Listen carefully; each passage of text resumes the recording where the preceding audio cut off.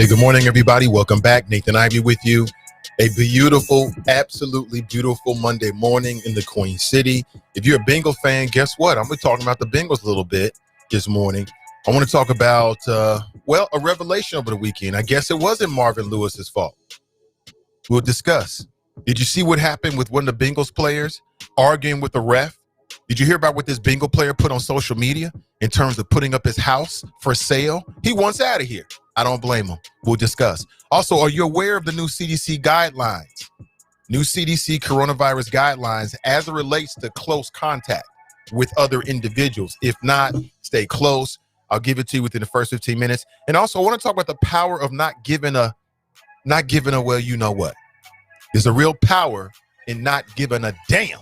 And I want to share with you the virtues of that power this morning within the first hour. Hey, listen, if there's something that's on your radar screen that you think will make a great topic, hit me up. 513-873-7134. We'll get started in 1 minute, family. Please take this time to like and share today's show. Again, please take this time to like and share today's show. Don't go anywhere. This is the last honest place in Cincinnati media, powered by Sin Digital Media. Our mission is to amplify Black voices in the greater Cincinnati area and beyond. And it's my pleasure to be with you. Warning, unfiltered Black man talking. I know this city is very unaccustomed to having a Black man who is 100% unfiltered speaking their mind over the airwaves. But that's what you're going to get this morning, each and every morning when you tune into the Nathan Ivey Show. So please tune in and please share today's show. Again, your shares mean everything. 513-873-7134. We'll get started in 1 minute.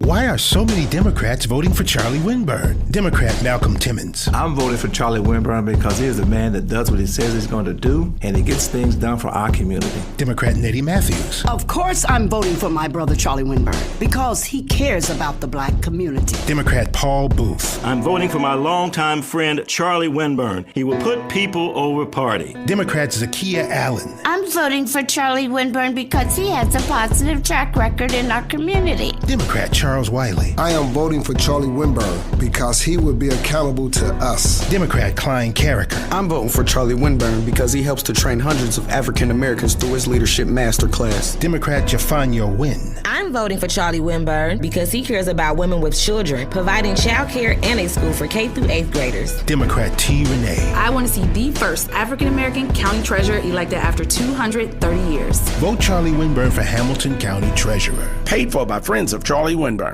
This is State Senator Cecil Thomas asking you to vote for Charmaine McGuffey for Sheriff of Hamilton County. As a former police officer, I know Charmaine is the only qualified candidate to be sheriff. She stands with our community and will lead with accountability. Her opponent used excessive force in the killing of an unarmed Black man and led the highly controversial Vortex unit. He is the last person we need to lead our sheriff's office. Trust the judgment of someone who knows. Vote Charmaine McGuffey for sheriff, a vote for justice. This is Charmaine McGuffey asking for your vote. Paid for by people for McGuffey for sheriff. The Nathan Ivey Show is supported by listeners. Go to www.patreon.com/Nathan Ivey Show and help Nathan keep the show independent.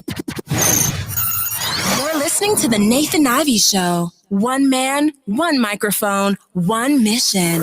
Now let's get back to the flow.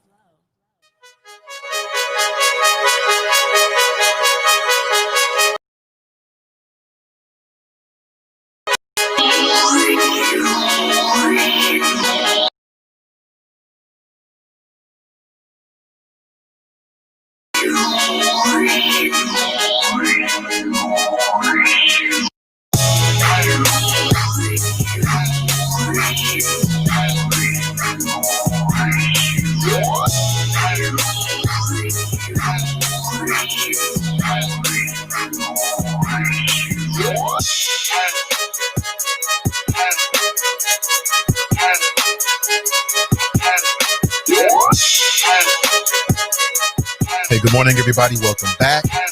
Broadcasting live from beautiful Cincinnati, Ohio, city of my birth. It's the Nathan Ivey Show. Good morning. Where nothing is funnier than the truth. Men are allowed to be men. and lames get their planes shot down like John McCain. If you like to test the limits of a powerful force, that's your own voice. Then you can dial this number, 513-873-7134. Hey, good morning, everybody. There it is. Sorry on the attire. Just finished getting it in this morning. You know what I'm saying? Got to get it in every day, sometimes twice a day. Good morning to you. Welcome back. Good morning, good morning, good morning. How are you? I love being one of the first people to say good morning to you and welcome back to the show. Many things to discuss this morning, my friend. Let me put the cover back up so you can see. I guess it wasn't Martin's fault. Huh? Nope. Well, this was the collective faces of Bengal fans yesterday after the game. Whoa. I laugh at the Bengal fans, man, because I told you folks to get off of that a long time ago, but you won't listen. So you get what you get. You won't listen, so you get what you get, fam. It is what it is. Yeah, I know.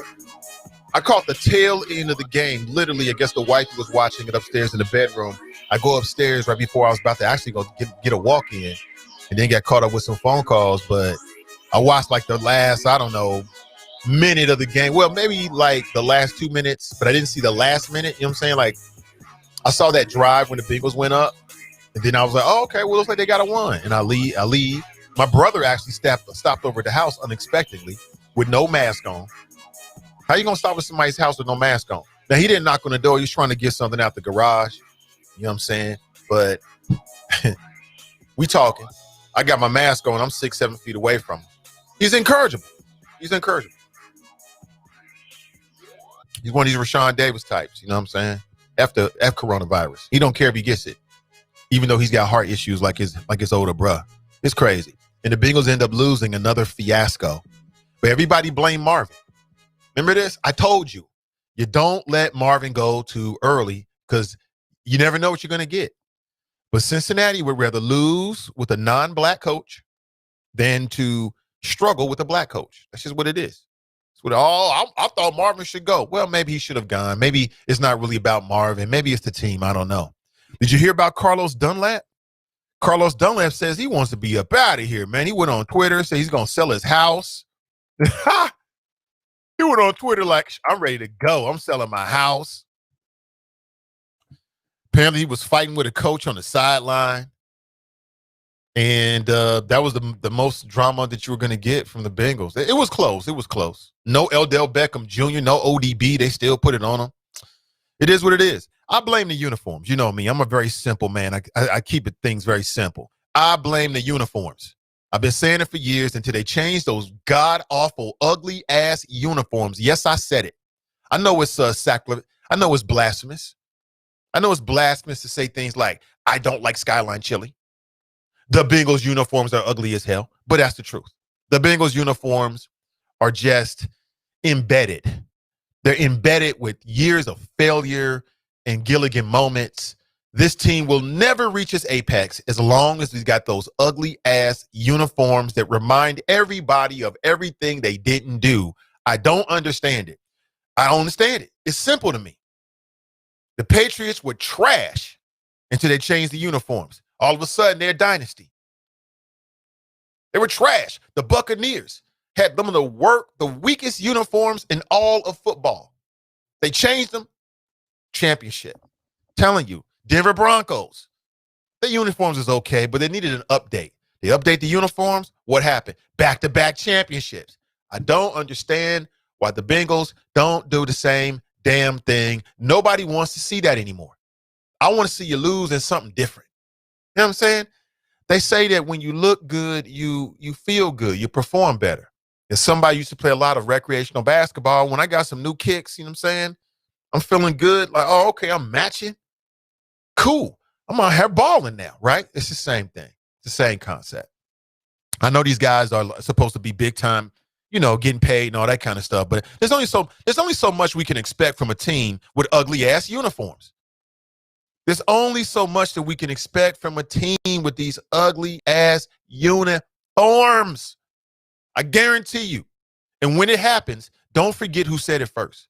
When the Bengals actually get hip to the game and step into the 21st century, and give us some cool uniforms, and they start to turn it around, just remember your boy said it first. I'm telling you, there's a connection between the two. Those uniforms are embedded with 20 years of pain and misery, man.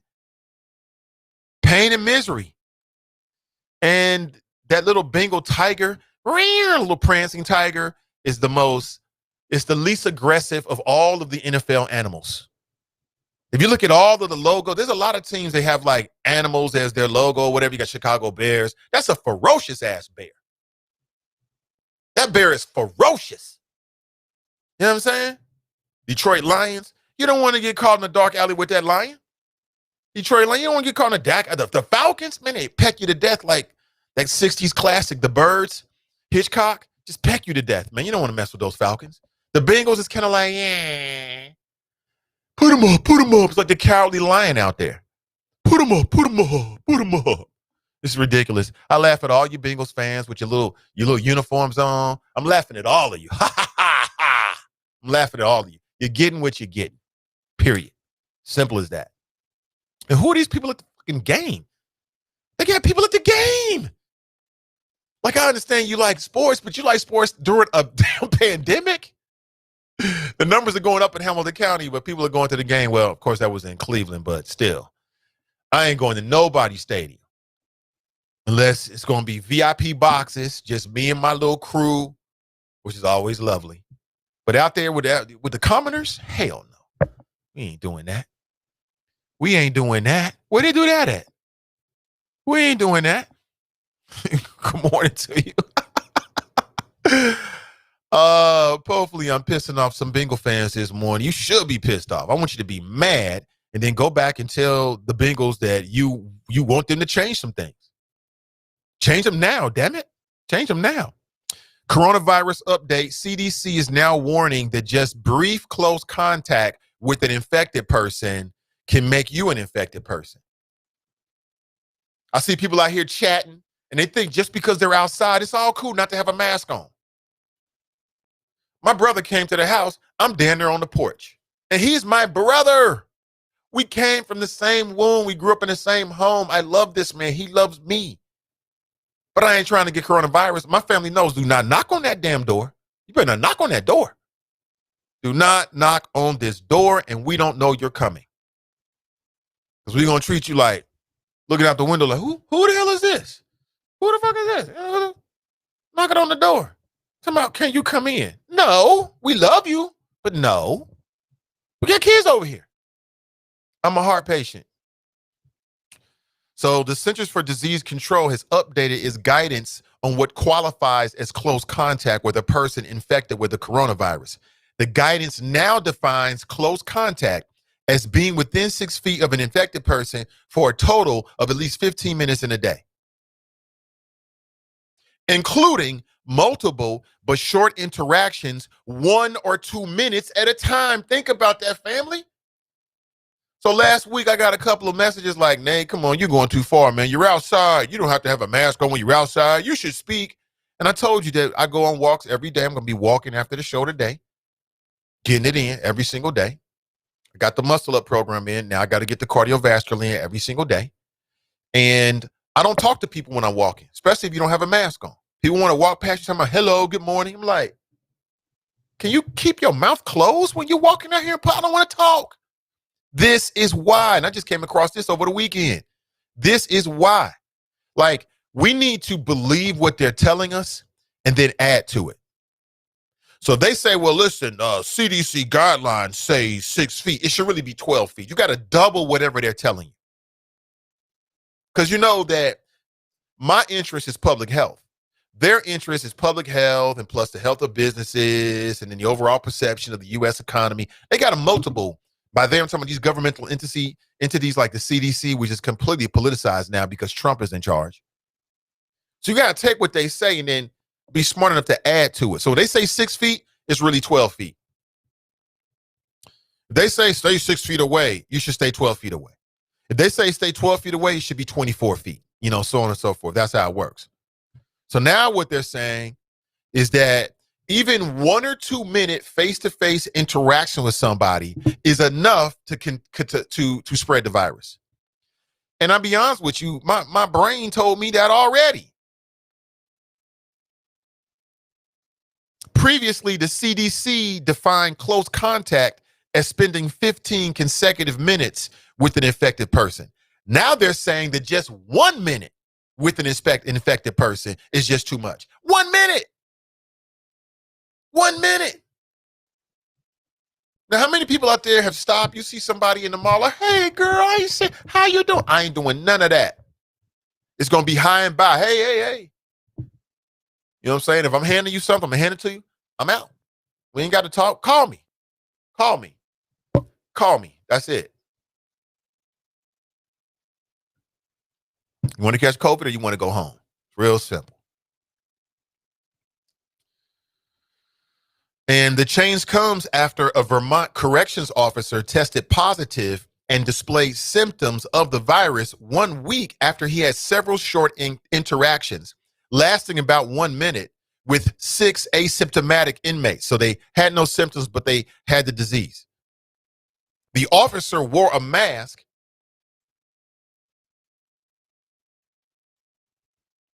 and he wore a mask some of the time. So with some of the inmates, he had it on during his conversations. With some of them, he did not. I'm telling you, that mask stuff is so real.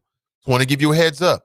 The CDC is saying that just 1 minute of being in close contact with somebody who's infected can get you infected. That's real. That's crazy. Bah, that's crazy, yo. We can't even talk to one another face to face anymore, or we shouldn't if we're smart about it. But I was just in the grocery store maybe about a month ago. Meant to tell you this, but it's the perfect time now. And I see this black woman, and she sees somebody that she knows. She's like, "Hey, girl," takes her mask down. The other woman takes her mask down so they can talk. They're just talking and smiling. And I'm thinking to myself, that is so great. It was black folks, right? 2 black women. That is so great. Black folks, caring about one another. But put your fucking mask on. Why you got to take the mask down? And I think it's because there's not a whole lot of correct information going on out there. Some people are like, hey, if I get it, I get it. If I die, I die. I mean, man, I want to go out more heroic than that. I want to die for coronavirus because somebody wanted to talk to me in the mall. But that's just me. 513-873-7134 if you want to share your thoughts this morning. I'm here for it. Let's get into it. I'm here for it. Fox writes, rise and shine, young stars. Grace and favor to all my choppers. Same to you, Brother Fox. Brian writes, good morning. Ashley writes, good morning, Nathan and the choppers. Happy Monday. It is a happy Monday. Great to be with you. We are a week and a day away from the election, family. We are a week and a day. Then we're going to find out. The big news from today, of course, will be the confirmation of Amy Coney Barrett. She's going to be confirmed today because the Republican Party means what they say. They don't give a damn about no rules. Just think about that. I mean, the hypocrisy of the Republican Party, man. Oh, man, this should never happen during election year. The people, right? They pimp the people as much as the American people or the American people. You hear these Republican types do it all the time. Mike Pence was doing it in that 60 Minutes interview. You see it? Oh, well, he started the bullish when Leslie Stahl. And by the way, props to Leslie Stahl for standing her ground and not being like some of these conservative talk show hosts that just kind of like whatever Donald Trump says, they don't want to challenge him. Leslie Stahl did what she's supposed to do. And the nerve of Trump to think that meant something because I'm going to release it before your actual show. I'm going to spoil your premiere. I would not be surprised if 60 Minutes didn't get big numbers out of that. All that was free promotion. All he did was make people want to watch it even more because they want to hear everything. They want to hear what Leslie Stahl had to say. They want to see if there was something that 60 Minutes would add to it that perhaps Trump didn't have. All he did was do him a favor.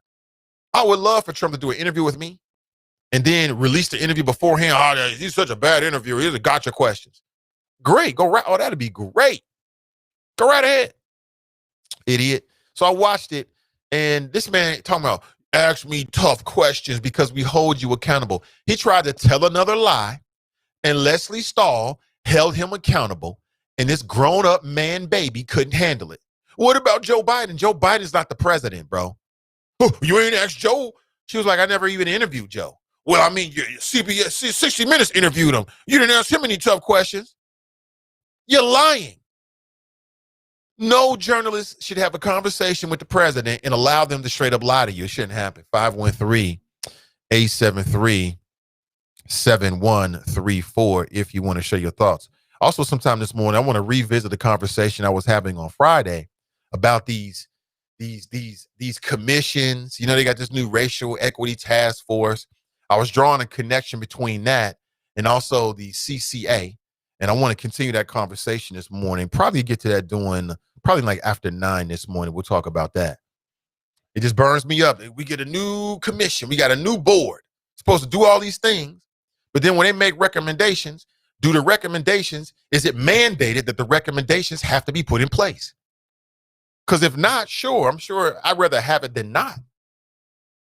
But I'd rather have these organizations got the power to really do something and not just come up with a whole bunch of bullet points. We are so good with coming up with bullet points. We is good at that.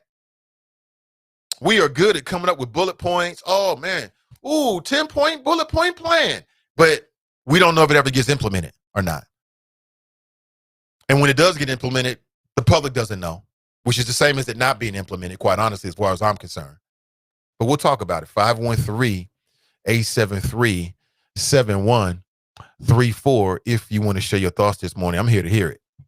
I want to hear all of it. So, yeah, like I said, the big news today would be Amy Coney Barrett. She's going to be your new Supreme Court justice. I caught up over the weekend with pretty much a lot of that process. I didn't watch it hour for hour, but I got a good gist. And basically, she didn't say a whole lot. I mean, it's just amazing the low bar to become a Supreme Court justice. I mean, you got to go through more to be an Amazon driver. You got to go through more scrutiny to be a damn Uber driver than to be a Supreme Court justice. You don't have to have the law degree. She came up there basically and answered no questions whatsoever. Well, you know, I don't want to answer any questions because, you know, even though other Supreme Court justices and sitting Supreme Court justices have answered similar questions, and she got away with it. And she got away with it because the Republicans have a majority and they have a gangster majority, which means do as we say, not as we do. We do what we want to do. That's right. Mitch up in this, you know what? They do what they want to do in the Senate. My suggestion would be if the Republicans lose their majority, the Democrats should flip it. If they increase the number of people in Supreme Court, so be it. I think I like that, actually. It would show some backbone for the Democrat Party. And there's a lot, I know my Democrat fans don't like this, but I'm going to say it anyway. There's a lot of people that feel like the Democrats don't have any damn backbone. They want to see you stand up and rise up and do something. Stand for something. I'm just telling you what I hear. Facts on facts on facts. Take it for whatever it is. So she'll be your new Supreme Court justice. And, you know, we'll see what that means. We'll see if that means that they're going to put together test cases to try to destroy Obamacare, which I don't know what the problem is. We'll see if this leads to a review of Roe v. Wade. We'll see what this means in terms of your relationship between as an individual versus big time corporations, or the relationship between, you know, human beings, corporations, and the environment. We'll see what this means in terms of any cases that may have to deal with Donald Trump in particular. I mean, there's a wide gamut of things that the Supreme Court rules over and has purview over. We'll see how this all shakes out. We don't know yet. But it just as I watch the interviews, I mean, damn, you got to be more forthright if you want to work at Taco Bell. If you went to Taco Bell and answered every question with, well, I don't really want to answer that because of whatever your reasons, you couldn't even work at Taco Bell doing that. But you can do that and become a U.S. Supreme Court justice. It's a damn shame. We are living in the last days of common sense. That don't make no damn sense whatsoever.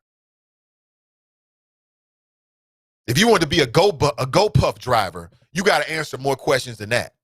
But you can be a Supreme Court justice, and basically every question is, well, that's more of an academic question, and we could foresee there could be a case that could be before the court. So on those grounds, I don't really want to answer. But you can talk about your kids, though. Look at me. I adopted kids from different backgrounds. Look at us. Huh? This is the craziest thing ever. You got to answer more questions than that to be a GoPuff driver, to be a DoorDash driver. You got to answer more questions than she did, and she's going to be on Supreme Court for the rest of her natural life. And y'all telling me the system ain't broken. The system is absolutely broken. It's bigger than just the parties. The system is broken. What kind of system is this? This made no damn sense. Every major question they asked her, she answered the same way. I don't want to answer this because it might be something that comes before the court. And she got away with that. And she going to get confirmed today. Now you try that the next time I don't care what job it is. You try that. You try to say, well, you know what? Well, tell us about your work history. And, sometimes they ask you all kind of different questions when these job interviews, like, different scenarios. You try answering every question with, I don't really want to answer that because this might be an issue I may have to deal with on the job, right? You try that and see what happens. Your ass ain't going to get the job. But you can do that when you got the majority in your back. These white male Republicans are voting on her for one reason. And if you know anything about her history, she has been bred. Matter of fact, she was a part of the legal team that was consulting with Bush way back with Bush v. Gore. Remember that when Supreme Court came in, like the cavalry, like the fake ass cavalry, and essentially gave the election to candidate Bush? Basically, these Republican majority basically did that. And she was a part of the legal team that was consulting with Bush way back then. And now this is her payoff. They know that she is a game girl, right? They know that when the game gets hot, that she's going to do what they need them to do. That's why she's being nominated like this. They wouldn't do it otherwise. All this stuff about, we don't want activist judges. That's exactly what they want. They just want activist judges who will be active on the cases and in the direction that they want the judge to be in. If you move in a so-called liberal direction, which I guess that means that you'll be against qualified immunity. I guess that means that you'll be on the opposite side of Citizens United. I guess that means that with a lot of these cases, when it's corporate interests over the individual interests, you would side with the individual. Oh, that means you're a liberal. But if you're the judge that sides the way that they want you to, they don't care if you activists. If you got to get creative with the Constitution, you know what I'm saying? If you got to carve the Constitution up with a crayon and some scissors to make your argument, that's why they love Scalia. That's why they loved him, because he could get creative. Knock it off, man. Knock it off. But it's a little bit too late because our community doesn't really focus on Supreme Court. We struggling to support to focus on Hamilton County, your local municipal court, your county court or offices, let alone having a long-standing effort, far-reaching multi-year effort that deals with the Supreme Court. That's like crazy talk, right? 513-873-7134 if you would like to share your thoughts this morning. I'm back in the Chop Shop. Tracy writes, hi. Sharp writes, good morning, Nate and the Choppers. Welcome to the last week of October. That's right around the corner. Clue Magic writes, Grand Risings, Nate and the Choppers. Brown writes, we're not bandwagoners. Cleveland, this is for you. Yeah, I remember that. What was it, Sam Weiss, I think it was? Act like you live in Cleveland, or you live in Cincinnati, you're not in Cleveland, something like that. I think people throwing trash onto the field or something like that, I remember. Brenda writes, happy Monday. Clue Magic writes, offense isn't the Bengals' problem. Froderick Douglas writes, good morning, Choppers, protect black children. Los is disgruntled because he has lost a step. Father Time is undefeated. Okay. I think he would be happier if they was winning. Clue Magic writes, LOL, it was a little more than a uniform change. Maybe so. Maybe so, Clue. But first things first, let's start with these ridiculous, old school, ugly ass, drab uniforms. They need to take a page from college. Give us some electric or neon orange or something like that. Switch it up. You know what I'm saying? Get you a young black designer to design you something really tight. And the whole perception of the Bengals will change. The way that people, the energy that people bring toward the Bengals will be completely different. And they will be successful. Mark my words. Mark my words, Clue Magic. Mark my words. Remember who said it first. I've been saying this for years. I'll say it again. Denver Broncos changed the uniforms. What happened? Back-to-back Super Bowl runs. Seattle Seahawks change the uniform. All of a sudden, they're contender. You know what I'm saying? They put some hawk in the Seahawk. New England Patriots had the weakest, softest uniforms in mankind. The softest, not the New England, I'm sorry, the Tampa Bay Buccaneers. The Tampa Bay Buccaneers had the softest uniforms you've ever seen. What the hell was that? You know what I'm talking about? The old school uniforms, when they changed, they put the little skull and bones, did a Jolly Roger there. All of a sudden, beast mode. What they do? They got a championship. New England Patriots, when they went from that ugly ass, I don't even know what that dude, the dude from 1776, who was down on all fours, got rid of that, updated it, nice, cool look. What happened? Super Bowl dynasty. Super Bowl dynasty. Look at the Lakers. All year long, they had those Mamba uniforms, right, which are pretty nice. I mean, it's just a uniform. Never lost until they got into the playoffs. And then when they lost, they got pissed off. They came right back the next game and got their ass, right? All year long, we don't lose in the Mamba jerseys. Why? They meant something. That's what we need here in the Bengals. We need it desperately. And ticket sales to go up. You'll sell more jerseys. I'm not buying them ugly-ass jerseys ever. Don't even bring that in here. Not doing it. Samantha Rice, good morning, all. Barbie Rice, good morning. Sean Rice, good morning, choppers. Bobby Rice, yes, there's a serious power of not giving a F, and I got it. Yeah, I got to talk about this morning. The power of not giving up. You know what? Because if you're going to do anything in this world, you cannot worry about what other people think, what other people have to say. Now, that doesn't mean that you don't take qualified opinions. I'm always open for a qualified opinion, always, right? It always depends on the messenger and what their intent is. But if you live your world caring about what other people think, you are never going to reach your apex. You're never going to hit your stride, and you're never going to be happy. You're never going to be happy. The power of not giving a you-know-what. I'll talk about that during the 9 a.m. hour, more specifically. 513-873-7134, because you need it. You got to have thick skin out here, man, because people are going to come at you with all. Anytime you put anything out to the world, you open it up for two things: for people to steal it, and then for you to be criticized. That's why I always say I respect content creators, because content creators do two things for the world. Number one, they add something new to the bloodstream that everybody can now look at and say, I like that, and maybe take a little bit here or there. That's just the nature of any content creation. Once you put it out there, some people are going to look at it and be like, oh, okay, I like that. I like that. I think I can do that better. It's just the nature of whatever it is. And then secondly, you open yourself up to be critiqued. It is what it is. If you're afraid like that turtle and you live your life always inside the shell, then you're never going to get anywhere. Just like a turtle, you're going to be stuck. Don't worry about what your friends say, your family say. It might be people close to you that whose opinion that you value. Stay on your course. Run your race. Put your blinders on so you don't see either side of you, and just go forward. Sometimes even family and friend can be well-intentioned, but they can well-intentionally sort of like, put a banana peel in front of you. Like, that's not their intention.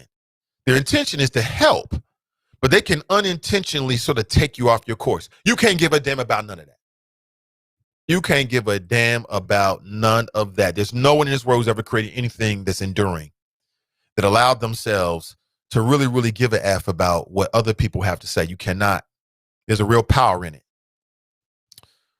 Similarly to being married, okay, when you get married and you decide that you're going to be monogamous, if you're married and monogamous, there's a real power in that, in the sense that it doesn't really matter who you're around. You're good. You could be around beautiful women who maybe you're attracted to or you would be attracted to, but there's a real power in that. When you feel like you straight, it's the power of not giving an F. You know what I'm saying? It's funny that when you don't give an F, it actually attracts things to you. You ever found that to be, fellas? Everybody's different. But we'll talk about that on the second hour. 513-873-7134. Good morning, black man. Good morning to you, Deborah. Good morning to you. Florida Family writes another beautiful day morning. He writes another beautiful day. Good morning, Mr. Ivy and the Choppers. Good morning to you. Daryl writes good morning. Good morning to you, Daryl. Andrell writes, good morning, Nate and friends. Happy Monday. It is a beautiful Monday. Hope you're going to have a great week. Another great week. I'm looking forward to it. This is a big week for CDM. It's a really, really big week, whether you know it or not. And looking forward to everything that happens this week. Tiffany's in the house. She writes, good morning. Good to see you, Tiffany. Lames get their planes shot down like John McCain. Yeah, that's a line from Jay Electronica, who for a long time was one of my favorite. Right? That first album was super dope. To me, it was classic. And so, I'm like every other creative person right there. I just added elements of his flow into my flow. It's funny because many years ago, somebody came to me. They thought they was really saying something like, man, that's Jay Electronica. And I said, I know that, brother. You think I didn't know that? What's your point? Oh, you thought I was trying to pass it off like it was my own? I don't need to do that. I give props where props are due. Hey, Renee, she writes, good morning, everyone. Happy Monday. Come on, Nate. Let's get 10 to 12,000 steps a day. Hey, that's you big time. And 10 to 12,000 steps, you talking about what, 4 miles? 3.5, 4 miles, somewhere around there. Somewhere around that 3.5, 4 mile mark, I think. I have gotten in that much, typically when I'm doing like 2 walks. In 1 walk, again, I don't know. I really count the time more than I count the miles. You know what I'm saying? And the steps. Although I do have, and I got to get another one. I have one of those little Fitbits. I think mine is broken now. And that'll count the steps. But I never look at the steps. I look at 2 things. I look at the time I spend doing it, and I gauge the effort I put into it. So I don't want to be walking slow. I don't want to be walking super fast. I want to be somewhere near. I want to be closer to fast and closer to slow, if that makes any sense. Janice writes, good morning. Anthony writes, nice background, Nate. Appreciate it. I'm shooting for the stars, so the background should reflect that. Kevin writes, good morning, Nate and the Choppers. Good morning to you. Alicia writes, God's morning, Nathan and the Choppers from the Gym City. Renee writes, these impressions are hilarious. The Cowardly Lion, though, wow, yeah. Yeah, it's a little Bengal. Well, let me put it on the screen here. You're not going to tell me this is a ferocious tiger. You're not going to tell me this is a ferocious tiger. This is not a ferocious tiger. Let me see. And see, now they're doing more of the whole bee. They do the bee more than anything else. They don't really show the tiger as much anymore because look at this little prancing tiger. Rawr! Hold on, let me see. Let me grab a little image for you real quick, live on the air. I don't have a problem with doing that. It's not going to be the whole thing, but it'll give you a sense of, look at this little prancing tiger. I'm leaping is what he's saying. I'm leaping. Hello, I'm leaping. Put him up. Let me see. Give me one second. I like to do these things live on the air. It ain't going to kill anybody. And you can check it out for yourself. Yeah, look at this. What in the hell is that? I'm leaping, everybody. You're not going to be scared of that. If you see that in the jungle, you're not going to be afraid. Knock it off. That's not scaring anybody. I'm not afraid. You know what I'm saying? This is the kind of little tiger. Oh, look at the face. Little fake little growl. That's a fake growl right there. Wow. This is like a tiger from the Broadway theater or musical Cats. That's what that is. You ever seen that before, Cats? I can see this being one of the characters. I'm leaping, everybody. All right, let's go to the phones. Good morning and welcome to the show. Yeah, what's up, Guy? I'm doing great, Guy. Welcome. That's good to hear. I'm glad you're doing great because I'm mother flipping disgusted. Oh boy, why? At this whole situation with these Bengals. Listen. Now, see, the brother done typed his chicanery again this morning, talking about attacking my genitalia, and I was gonna give him love during his call because I know I give him a hard time about pulling up on Lance McAllister. But I never told you part B of it. I always not respected it, but I always got it. I always understood why he did. It's like, dude, you a little 5'4" dude. Like you always got what exactly? Slick. Let us know what you're talking about. Say what? You said you always got what exactly? I always got why he did it. Why he did what? Who you talking about, Glenn? Pulled up on land. Yeah. Oh, okay.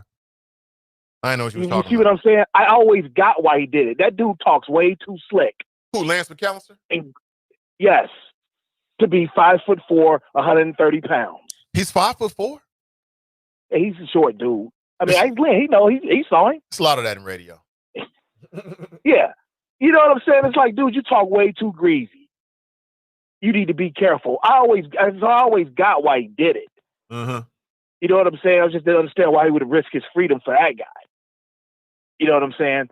But now he's blocking more for Zach Taylor than the Bengals offensive line does for Burrow.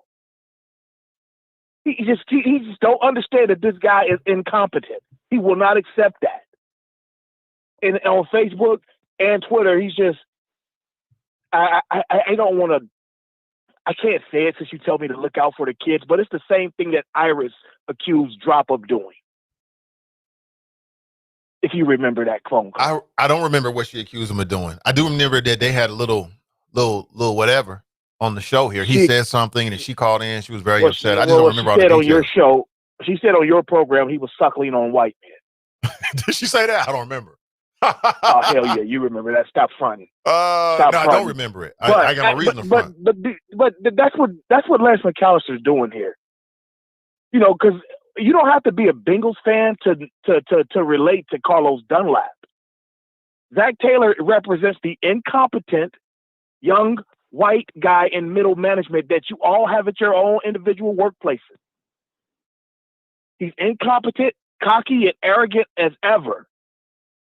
And he's coming in, he's disrespectful to, the process and, let's be honest, the black veterans who've been there for years. Not just at the Bengals. Go down to 312 Elm Street at the Enquirer. Go to AT&T. Go to Kroger's. There's a Zach Taylor everywhere. You see what I'm saying? I do feel. And that's what he represents. Yeah, and that's what he represents. But yet the local media, they're protecting him like he's the golden child. You know what I'm saying? And that's clearly not the case. Like I told you, the first time we've seen him, he's bro-hugging Andy Dalton. Who does that with their employees? Who does that type of handshake with their employees the first time you meet them? You knew right then this guy's just not. And what, like I said about, I'm not calling Bishop Hilton Bobby, because that's a 13-year-old's name. What grown man goes by the name of Zach? You see what I'm saying? It's just the little things, the intangibles. Yeah, Zachary, not Zach. Zach is what you call your 12-year-old. Not a 35-year-old man who's supposed to lead other men. It's the little things like that tell you this guy's not a leader. Get him the F out of here. Well, shouldn't they call him Coach Cincinnati Taylor? Sports media, mainly Lance McAllister, the kid on 19, Jeremy Rauch, and Paul Daner. These people are protecting him like, he's the president. And they're the Secret Service. And, I'm reading the comments, Dunlap lost his step. Dunlap is being totally disrespected. Even if he lost a step, the kid behind him ain't better than him. Carlos, of all people, you upset Carlos Dunlap? He runs an anti-bullying campaign. He was an NFL Man of the Year finalist because of that kind of stuff. And now you've upset him? AJ Green didn't want to play all last year or the first 3 weeks for you. He wasn't injured like that. He didn't want to play for you. Zach Taylor, Geno Atkins, him and AJ are future Hall of Famers, or they're going to receive significant consideration. But this young, white, arrogant, incompetent coach has upset them. They were never problems under Marvin Lewis. And if you look in the media, the players always call Marvin Lewis Coach Marvin or Coach Lewis. They call Zach Taylor Zach. They don't have respect for him. You feel me? Oh, I'm loving your flow this morning. I mean, because it's real and it's honest. I'm with you.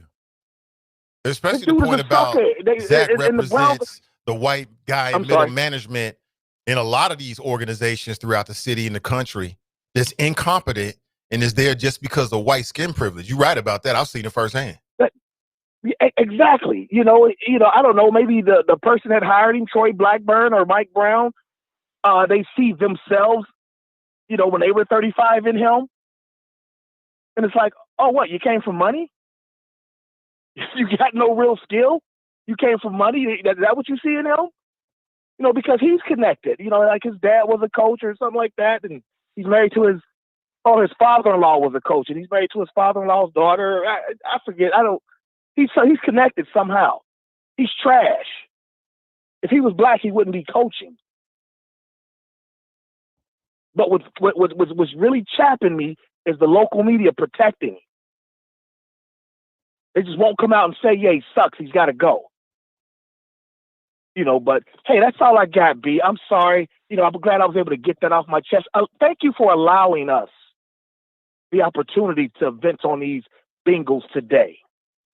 Most def, brother. I definitely appreciate that. It's been real. I had fun. Same here. I'll holler at you soon, B. Absolutely. Oh! Absolutely. Yeah, I agree with his Zach Taylor observation. I've seen that working in these organizations throughout the city, profit and nonprofit, where some white person comes in and they're put in a position of responsibility, leadership over qualified people that's older than them, that's got more experience than them. And then everybody got to scurry around trying to figure out the new person's personality and all this other kind of shit. See, that's the kind of stuff that make you want to be an entrepreneur and do your own thing. Run around trying to figure out somebody else because they've been given this new position. Yeah, you know it. It happens in media. Happens in the nonprofit world. It happens in the for-profit world. It happens in so-called black media in this city. See it firsthand. It's like, who's this guy coming in from Louisville? And then the general manager of the whole cluster. Huh? How do you do this? What's the use of having black-owned media if it's white folks that control it and run it in the local level? What's the point? I know that Roland Martin, he was talking specifically about media. He used to work for Radio 1. And I said about maybe a month and a half ago, he was a part of this virtual town hall. It was him and a whole lot of primarily older black folks that's in the media game all over the country. And they were talking about, where media is today, the role of black media and how you go forward. And he made that point as well. You're some of these black-owned organizations where when you drill down to who's in terms of the local going to the cities, who's actually making decisions, it's white people who in some cases are younger than and don't have the same experience as people below them. But you supposed to be interacting with black audiences. Huh? What? How is a white person, non-black, less experienced, gonna come in and tell people who are black with more experience how to interact with black audiences? How's that work? Where is that successful at? I've seen it in the nonprofit world too. I've seen it in the nonprofit world. And you're looking like I've gotten jobs. Like when I first, it's amazing. Like the real world is different from the where things really are. In what should I say? The way you foresee things before you get to it can sometimes be drastically differently than the way things really are. How many people have ever been in a situation where somebody is on a job and has a leadership position and and everybody else know that they ain't qualified for it?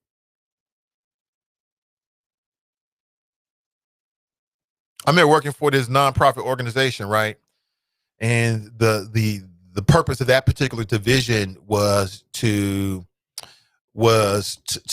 basically, this position was leading all of and overseeing all of the after school and before school programs. Now, if you look at the demographic of who's actually being served, it's overwhelmingly black kids is being served.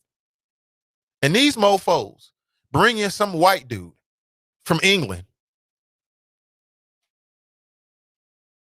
who had far less experience than black people that was in that space. I'm sitting here like, who is this? And they bring him in like, yeah, we really did something. He's got an accent. I'm sitting here like, and what really burns me up, man, you can always tell, is when people come in and say, well, I just can't wait to learn more and then I'll decide. I mean, anybody in the world can be given a job and then sit back and observe and then react. Mofo, you being hired to come in here and with some ideas off the jump. With some ideas off the jump, man. Off the rip, but I appreciate the call. It resonates true to me. I agree with everything you said. 513-873-7134. Not that stuff about him and Glenn. That seems like a personal issue that Fame has got really, really deep in his feelings about. I've never seen a man talk so much about men's genitalia than Fame. I got to be honest with you. I don't get it. Let that ish go, B. It don't matter. One more call before we go to break. You down with that? Let me see here. Yeah, we do have a call on the line. And everybody's favorite caller, as he likes to tell us, the most hated caller and yet the most favorite caller. I'm speaking to Drop. Drop, good morning. Welcome to the show. Good morning, Mr. Ivey, and thank you for that fine and gorgeous and beautiful introduction, which only a man like yourself can give me, the most hated man in the Chop Shop, Drop Squad 52. Thank you. How are you, sir? I'm doing great. How are you? How was your weekend? Oh, I'm doing good, sir. Great to hear. The weather's starting to turn. I got to go get my flu shot, and it's that time of year from being a mailman working outside. The sinuses kind of kick in, and it's just it's a beautiful thing because guess what? I'm retired now, Mr. Ivey. Did you happen to see any of the political talk shows yesterday? No, I didn't. Okay, well, Fox News Sunday, hosted by your favorite host, Chris Wallace.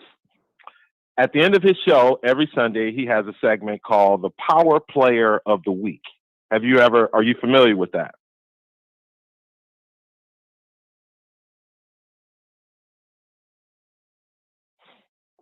Oh, okay. All right. It was a little bit delayed. My bad. So Fox News Sunday, they have a segment at the end of every show called the Power Player of the Week. And this week, the Power Player of the Week was none other than Ice Cube, also known as O'Shea Jackson. And Mr. Ivey, when I saw that is another indication to me that the black divide is getting wider in the black community. And another example is in Florida. Barack Obama had another drive-in car rally in Florida. And I was wondering, why is he in Florida? Well, Mr. Ivey, the Detroit News, the Detroit Free Press headline on the internet, Biden needs black voters to turn out better than 2016 in Florida and across the nation. Now, again, Mr. Ivey, Barack Obama is in Florida. I think Kamala Harris was there last week.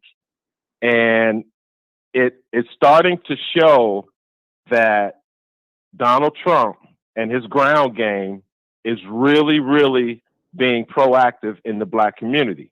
They're setting up these storefront, they're like campaign offices, but they call them something else. I'm not exactly sure. But they're being effective in these areas, and the Democrats aren't quite sure how to handle it because they're called, the campaign has opened, they're called community centers in Florida's major cities to increase the president's visibility. So right now, Donald Trump in the black community has a solid 10%. Now, with their internal polling and some of the stuff that's happening right now, the Democrat Party is really struggling with the young 18 to 35 black vote, mainly male. So again, Mr. Ivey, with Barack Obama out there on the trail and these numbers that are coming out of Florida, it's proof that when Joe Biden and the Democrat Party picked Kamala Harris as his running mate, they thought that would make the black wall like impenetrable. It was no way. Once we pick Kamala Harris, our black vote numbers are going to just skyrocket. But guess what, Mr. Ivey? It's not happening. So all this early voting and the emphasis of the early voting by the lamestream media, when they show all these images of these lines of early voters, mostly all I see are black faces. So right now, I think 75 million votes have been cast. Last year, I hate to say it, Mr. Ivey, last year the Democrats only I think Hillary Clinton got like 60 or 70 million votes in 2016. You could trust but verify that. But if all these projected early voters are Democrats, which the media is trying to project that image that they're all Democrats, and 75 million had already voted, that's not good for the Democrats on November 3rd. Because guess who's going to show up and show out? All the same people that you've seen at these rallies, Mr. Ivey, these so-called super spreader events, Mr. Ivey.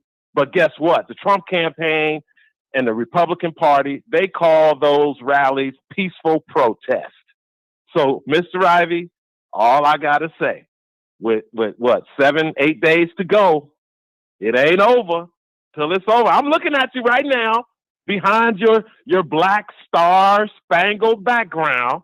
I'm looking at your face, Mr. Ivey, and those expressions tell the story of the entire black electorate in 2016. That's the way your face is going to look when you walk in the voting booth, because when you cast your ballot for Joe Biden, you're going to be thinking you're eating a bowl of doo-doo, like Nina Turner said. So ain't going to be too many smiles walking out of the voting booth like they were in 2008 and 2012 when they elected and reelected the first black president. Black people were excited, but they going to see you smiling now. So that's all I got, Mr. Ivey. And I'm not going to take up any more of your time, but shout out to the alt-middle and all their affiliates. You got anything from me, Mr. Ivey? No, Drop. I think we got it all, man. Appreciate your call. Okay. All right. You too. Peace out, bro. Yeah, most def. That's Drop. You know, sorry, not sorry for my facial expressions. I mean, it is what it is. You know, and that dumbish again, trying to tell us that what we see is not what we really what we see. The reality is that the Republican Party is running around here scared to death that having Donald Trump at the top of the ticket is going to potentially lose their Senate majority and potentially have an impact in the down ballot races. I mean, even the Cincinnati Inquirer is projecting this a really strong possibility that the Republican Party might lose its supremacy here with the election next week. We'll have to find out and wait and see. And if that's the way the people go, it'll be a reflection of what the Republican Party and Donald Trump did not deliver. It's not about no damn Democrat plantation. It's simply a very intelligent, astute observation about what the Trump administration has for you. That's all it is. Because, you know, if Donald Trump loses in a landslide and the Republicans lose, they're going to be talking about Brexit and all this kind of stuff. Old black people on the Democrat plantation. No, black voters are smart enough to know what to do in their own best interest. That's what it really is. Very smart, intelligent people. Let's take a break. Warning, unfiltered black man talking. I know the city of Cincinnati is not used to it, but that's what you get. It's the Nathan Ivey Show, your daily catharsis on people, politics, and pleasure. And we'll be right back. To certain sections of the orchestra, as heard from those positions. The Nathan Ivey Show is supported by listeners. Go to www.patreon.com/Nathan Ivey Show and help Nathan keep the show independent. Why are so many Democrats voting for Charlie Winburn? Democrat Malcolm Timmons. I'm voting for Charlie Winburn because he is a man that does what he says he's going to do, and he gets things done for our community. Democrat Nettie Matthews. Of course I'm voting for my brother Charlie Winburn because he cares about the black community. Democrat Paul Booth. I'm voting for my longtime friend Charlie Winburn. He will put people over party. Democrat Zakiya Allen. I'm voting for Charlie Winburn because he has a positive track record in our community. Democrat Charlie Charles Wiley. I am voting for Charlie Winburn because he would be accountable to us. Democrat Klein Carricker. I'm voting for Charlie Winburn because he helps to train hundreds of African Americans through his leadership masterclass. Democrat Jafanya Wynn. I'm voting for Charlie Winburn because he cares about women with children, providing child care and a school for K through 8th graders. Democrat T. Renee. I want to see the first African American county treasurer elected after 230 years. Vote Charlie Winburn for Hamilton County Treasurer. Paid for by friends of Charlie Winburn. Senator Cecil Thomas asking you to vote for Charmaine McGuffey for Sheriff of Hamilton County. As a former police officer, I know Charmaine is the only qualified candidate to be sheriff. She stands with our community and will lead with accountability. Her opponent used excessive force in the killing of an unarmed black man and led the highly controversial Vortex unit. He is the last person we need to lead our sheriff's office. Trust the judgment of someone who knows. Vote Charmaine McGuffey for sheriff, a vote for justice. This is Charmaine McGuffey asking for your vote, paid for by people. This is the Nathan Ivey Show. Get ready to be engaged. Get ready to be informed. Get ready to be enraged by the man City Beat magazine called a talk radio rebel. And your host, now back to the show.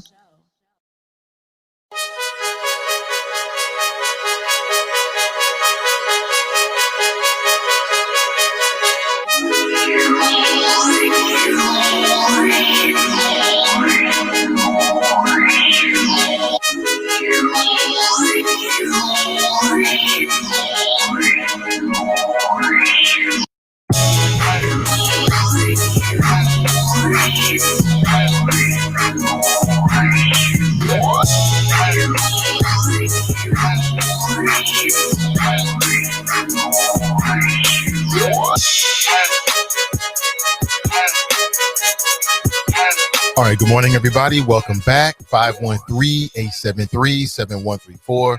Broadcasting live from beautiful Cincinnati, Ohio. Part of my attire. I got it in this morning. Got to get it in every day, sometimes twice a day. But as always, it's my pleasure to be with you. Many things to discuss this morning, so I guess it wasn't Marvin's fault. Speaking of Marvin Lewis and the Bengals, I'll say it again. Marvin Lewis, just because of his philanthropy, he deserved to stay another 2 or 3 years here at the Bengals. He was doing a lot for the Bengals. He was doing stuff for our children. At the very least, I got to ask, what is Zach Taylor doing in terms of his philanthropy? Is he out here like Marvin was, working with the kids, providing opportunities for the kids, encouraging the children? I'm sure he's doing, they always do something, but I'm just not aware of it. I mean, if you can't give us a winner, Zach Taylor, at the very least, you should be a voice in as much as you can be in our community, like Marvin was. Like Marvin. Marvin was a role model for a lot of other black coaches. You know, black coaches don't get a lot of love in professional sports, including the NFL. You know, it's hard. Because, you know, it's just like, it was a great point by Fame. I got to give him props on that. I'm going to ride that a little bit. Oh, I'm getting a message here. Ennis Tate Live. Okay, I'll check that out later. People love to send me messages when I'm on the air. Again, please don't tag me in anything because I'm on the air. And what happens is I'm taking messages live on the air. If you tag me on something, now I'm getting messages on what somebody else is doing. I support everybody. I just don't want to deal with it when I'm on the air. Send it to me after the air, please. I appreciate it. After I'm off the air, that is. 513-873-7134. Yeah, we'd rather lose with a white coach than win with a black coach. That's what I see. Because we could have had Marvin here, but I guess everything's better now because we're 1-4, 1-4-1 or 1-5-1, something like that. And yesterday was just another terrible display. I mean, come on, Bengal fan, you used to that. That's nothing for you, man. You had a chance. That's actually progress. If you use Bruce Hoffbauer's logic that he used in terms of the diversity of the Hamilton County Sheriff's Department, what we see from the Bengals is actually progress. It's actually success. So that Bruce Hoffbauer logic. Yeah, Andy Black's going to come on. I get a chance to talk to Andy Black. He's running for Hamilton County Commissioner. And we'll see what that's all about. I got a lot of questions for Andy Black. Looking forward to that. And if you got questions for Andy Black, then let me know. And we'll ask Andy Black some questions like, Are you qualified? Why are you qualified? Things like that. Renee writes, why do folks feel compelled to talk, especially without a mask? Absolutely. Absolutely. I don't get it, Renee. I don't get it. And I don't care about being polite. I care about being safe from COVID. So if you see me out, even if you know me, let's do it at a distance if you don't have a mask on. In fact, I feel more comfortable if we do it at a distance, even if you do have a mask on. I mean, just because I like you, that's not going to make it impossible for me to get COVID from you and then bring it back to my family and all that kind of stuff. If you really like me and respect me, then you wouldn't be coming to me like that. That's kind of how I look at it. It's totally disrespectful. Totally disrespectful. Now, why am I bringing this up? I'm sharing this with you, family, because, it's what needs to be shared. So update. The CDC has updated its guidance on what qualifies as close contact with a person infected with the coronavirus. Previously, they defined it as close contact within 6 feet and spending 15 consecutive minutes with an infected person. That's what they were saying before. Now what they're saying is that you can have that interaction and get the infection in as little as 1 or 2 minutes. So just think about how just quickly 1 minute, 60 seconds really is. So if you stop and talk without a mask on in close contact within 6 feet with somebody else for 1 minute, you can get COVID from them. For 1 minute. For 1 minute. Think about that. And me personally, when the CDC said 6 feet, I automatically took that as 12 feet because I don't trust these mofos. I don't trust them, especially with Trump out there in the White House trying to control the CDC, trying to write the narrative and the science for them. It's hard to believe everything that comes from the CDC. I'm sorry. Anything that Trump has any influence over, I don't trust it. And I don't trust him. So I'm telling you this, family, so you can have the newest knowledge, updated information as possible so you can keep yourself safe. All this stop and put a mask down and talk. What you talking about that's so important? Can we just do a Zoom call? Let's go back to the phones. Good morning and welcome to the show. What's going on, Nate? How you doing now? I'm doing great. Good morning to you, Glenn. Welcome. Man, I got to call in for a couple of things. First, I got to address Drop and his BS science. But I got to address this whole thing with fame, man. I honestly, Nate, I don't understand the obsession, man, but I feel like I'm being almost Burisma-like, like they throwing a Burisma-type conspiracy out there. He's like the QAnon of the chop shop now. Let's make a couple of things clear with this whole Lance McAllister thing, because last week it accused me of not wanting to talk about it as if there's something Stormy Daniels type of, conspiracy going on out there. You want to hear the whole story, Nate? The truth and nothing but the truth? I'm going to give it to you straight, man. Just like the movie Penitentiary. I'm mildly interested. Yeah, go ahead and shoot me with it. See how it Okay. goes. Well, there used to be another host that was on that station. I don't remember if you remember. His name was Tim Big Dog Lewis. You remember Tim Lewis used to be there? He was a big dog on the He came on before Lance. No. Oh, no, I do actually. Okay, I do. well, yeah, I do. He was a Utah Jazz fan. This is back in the Jordan days. So we talk basketball, NBA all the time. I'm trying to get basketball conversation because, even in this city, the white sports talk hosts, they tend to, center their sports around the sports that they play more specifically, because they love the baseball. They love the whole Pleasantville attitude. These were the people that were being scared away from the basketball game because of, Detroit basketball and how they were considered thugs and playing a little bit too rough for Bobby out there in the neighborhood type, suburban type neighborhoods. But so anyway, I digress. Me and Tim actually became pretty good friends. I invited him out to the house. He came out to the house, watched the Bulls, Utah finals with me. He's the only white guy in the house. He's there with the brothers. We doing what we do, grab the drink, get you something to eat, watch the game like we do, that type stuff. Anyway, he used to invite me down to the studio. And I would sit in maybe once every 3 weeks, maybe once every 2 weeks. And we, especially during the NBA season, and sometimes during basketball, and go down there, to the studio and talk. Well, this particular week, I think me and Lance were actually arguing over something about Jeff Blake. And basically, they was just, the same disrespect that they were they do a lot of black quarterbacks, questioning like they did Dusty and Marvin.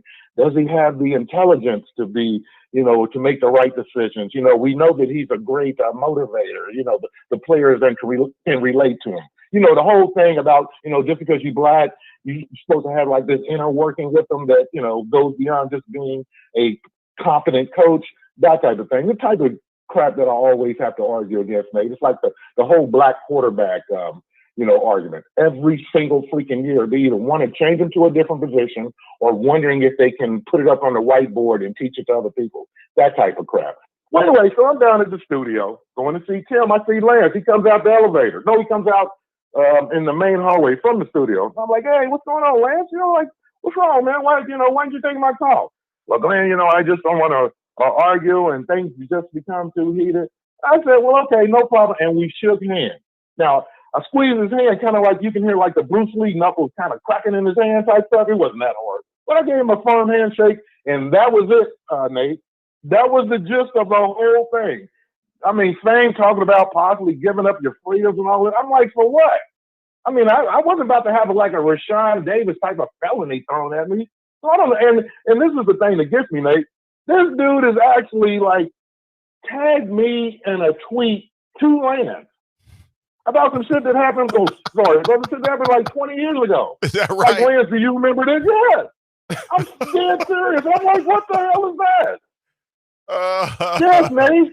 Why? I don't know. It's like I said, and let's be 110%. Him and his little merry group of Gilligans, they've had, like I told you, multiple names for multiple lanes. Folks, if you get Twitter attacked by him and his little group, they probably got about 4 or 5 different profile names on Twitter alone, let alone the damn Chop Shop. Okay, we're going to keep it real, Nate. Am I lying or flying? You've been a victim of this. You know what I'm talking about. Well, I wouldn't say victim, but I know what you're talking whatever about. Your connection is to PG Sittenfield, even though it's just a working professional relationship on the internet radio. So you know what it is. So I just wanted to get that out there. I don't know what the hell this guy, he got a healthy obsession with me, but, dude, unhealthy obsession. But get it together, and those are the facts of the matter, folks. So I just want to let that go. Mm-hmm. Nate, as far as drop is concerned, okay, and again, you mentioned this last week. If there's anybody that's probably politically attuned to what's going on, there's people in this chop shop. At least that's been my experience. Because, I got a lot of friends that don't really give a damn as much as I care about politics, but in the chop shop we do. And what you're seeing all around this country, folks, there's an enthusiasm gap, all right. There's a gap between what Republicans are doing and what Democrats are doing. If you look all around this country, black folks are voting in mass. And Nate, this might be a topic for another show, man, but I don't know what it is about Cincinnati, man. Maybe it's our proximity to Kentucky and, that Southern polite, like what do you call it, Cincinnati polite? Mm-hmm. Basically, like we know we racist as hell, but they just polite about it. That's all that is. I mean, we got one of the most racist radio stations, and it got to be in the Midwest, if not America, where they blatantly say things that, and you know what, you can't blame this all on Donald Trump. Because this started 14 years ago, Nate, when they showed their natural you-know-what when it came to Barack Obama. And I've said it before, Nate, if that brother can't make it, then who can? They couldn't handle a presidency with Nathan Ivey as the president. They couldn't handle a presidency with Glenn as the president. But if Barack and Michelle can't make it, if out of all the people in the world, you're going to compare Barack Obama to Hitler, Stalin, and Lenin, out of all the people in the world, you're going to try to act like what? Melania is a more accomplished first lady than Michelle Obama? They might have been the smartest first couple to ever enter the White House, to tell you the truth. They definitely the most degreed first couple. But yeah, back to the voter enthusiasm. Folks, there have been almost as many votes, if not more votes cast already in 2020 than it's been in 2016. Is that right? And the reason why, yes, right, and this whole idea that, Joe Biden realizes that the black vote is important, you're damn right it's important. Hey, you've gone over the statistics before what happened in Wisconsin, Pennsylvania, and Michigan. 0.7%. I talked about it last week, Nate. They had districts, just call it Hamilton County, where if half of the people that didn't vote in 2012, if half of the people that voted in 2012 had just voted in 2016, Donald Trump doesn't take Michigan. If half of the people that voted in 2012 voted in 2016, Donald Trump doesn't take Pennsylvania. And the fact that Donald Trump dropped has to go down to Florida, has to go back to Pennsylvania. I mean, Donald Trump is losing in Iowa, Nate. He's losing in Iowa. Folks, right now, you can go to 538 Nate Silver and look at his prediction. Nate, I think he has Joe Biden winning like 81 out of 100 chances. There's a very good chance that the Democrats are going to take the Senate. Pretty much every contestable Senate seat is in play for the Democrats right now. And with all due respect to your girl down in Kentucky taking on Mitch McConnell, I don't think she's going to win. I think the brother from Louisville really had a better chance. He had more momentum, but McGrath was kind of like the establishment candidate for the Democrats. But, you know, that's a game you have to play in Kentucky politics to even try to get close to Mitch McConnell. And by the way, what's up with Mitch McConnell? You see how bruised he is? Yeah. What happened? Is his wife beating him up? I mean, his hands are all blue. He looked like, you know, people in the nursing home when the hands turn all blue and he got blue stuff on his skin like he's a battered senator. Looks like he took a fall. Right. And did you hear about Mike Pence? What about 5 people, Nate, closest to him have contracted the COVID. And he's still out on the campaign trail. He's a mini super spreader. So, like I said, folks, don't believe the hype. Come November 4th, you know, I believe me, Nate, up until the final stake is in the heart of this demon, this vampire, I'm not going to make any bold predictions. I think the momentum is definitely on the Democrat side. I think, you know, the regular people have finally woke up. I've said it before. Every single person in America has been affected by one thing, Nate, the COVID crisis. It's the one thing that we can all agree on. And it's the one thing that universally, I think black and white, young and old, we all know that Donald Trump has screwed up completely. I mean, you got his press secretary on with Chris Wallace yesterday on Fox News talking about we can't handle the pandemic. It's out of control. Just openly admitted there's nothing that we can do. They completely given up, Nate. Mm-hmm. So people, get out there and vote. That's all I got to say, Nate. I got to get back to work, man. But like I said, I had to get both stories out there so we can completely end that stuff. And like I always say, just like Bob Barker, spay and neuter all your damn pets, including little puppy wolves. You have a good one, brother. I'm out. Appreciate the call. Take it easy. Says spay and neuter all baby wolves. Okay. I know somewhere famous stewing. With 9 days before the election, more people already have cast ballots in this year's presidential election than voted early or absentee in the 2016 race. With 9 days before the election, more people already have cast ballots in this year's presidential election than voted early or absentee in the 2016 race. I think it's 2 factors: COVID and Trump. COVID and Trump. I think those are the 2 things that are driving people to the polls in that order: COVID and Trump.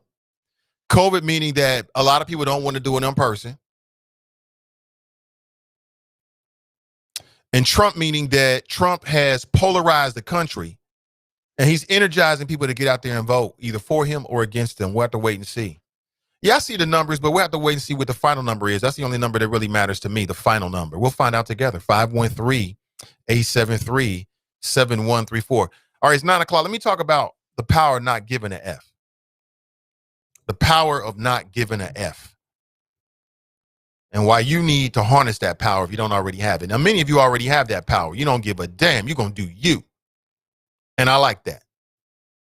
But there's a real power in not giving an F. There's a real power. There's been a couple of books written about it. One is The Subtle Art of Not Giving an F. And the other is a book titled The Power of Not Giving an F. The first was written by a male. The second was written by a second male. Or female, shall I say. Both non-black. And for me, and again, in no particular order, I want to talk about some of the tenets of what that actually means. So if you want to live that, one way you tap into the power of not giving an F. These are ways you can tap into the power of not giving an F. Number one, and again, in no particular order, it's not like this is weighted higher or another, but it's just giving some kind of order to it. But number one, you have to understand your own mortality. You have to understand your own mortality. You are a mortal being and that your time on this planet is short. A lot of people go through life and never think about the end of their life whatsoever. They don't want to talk about it. They don't want to think about it. They don't want to plan for it. And I think that's foolhardy. You know what I'm saying? When you understand, hey, Stefan.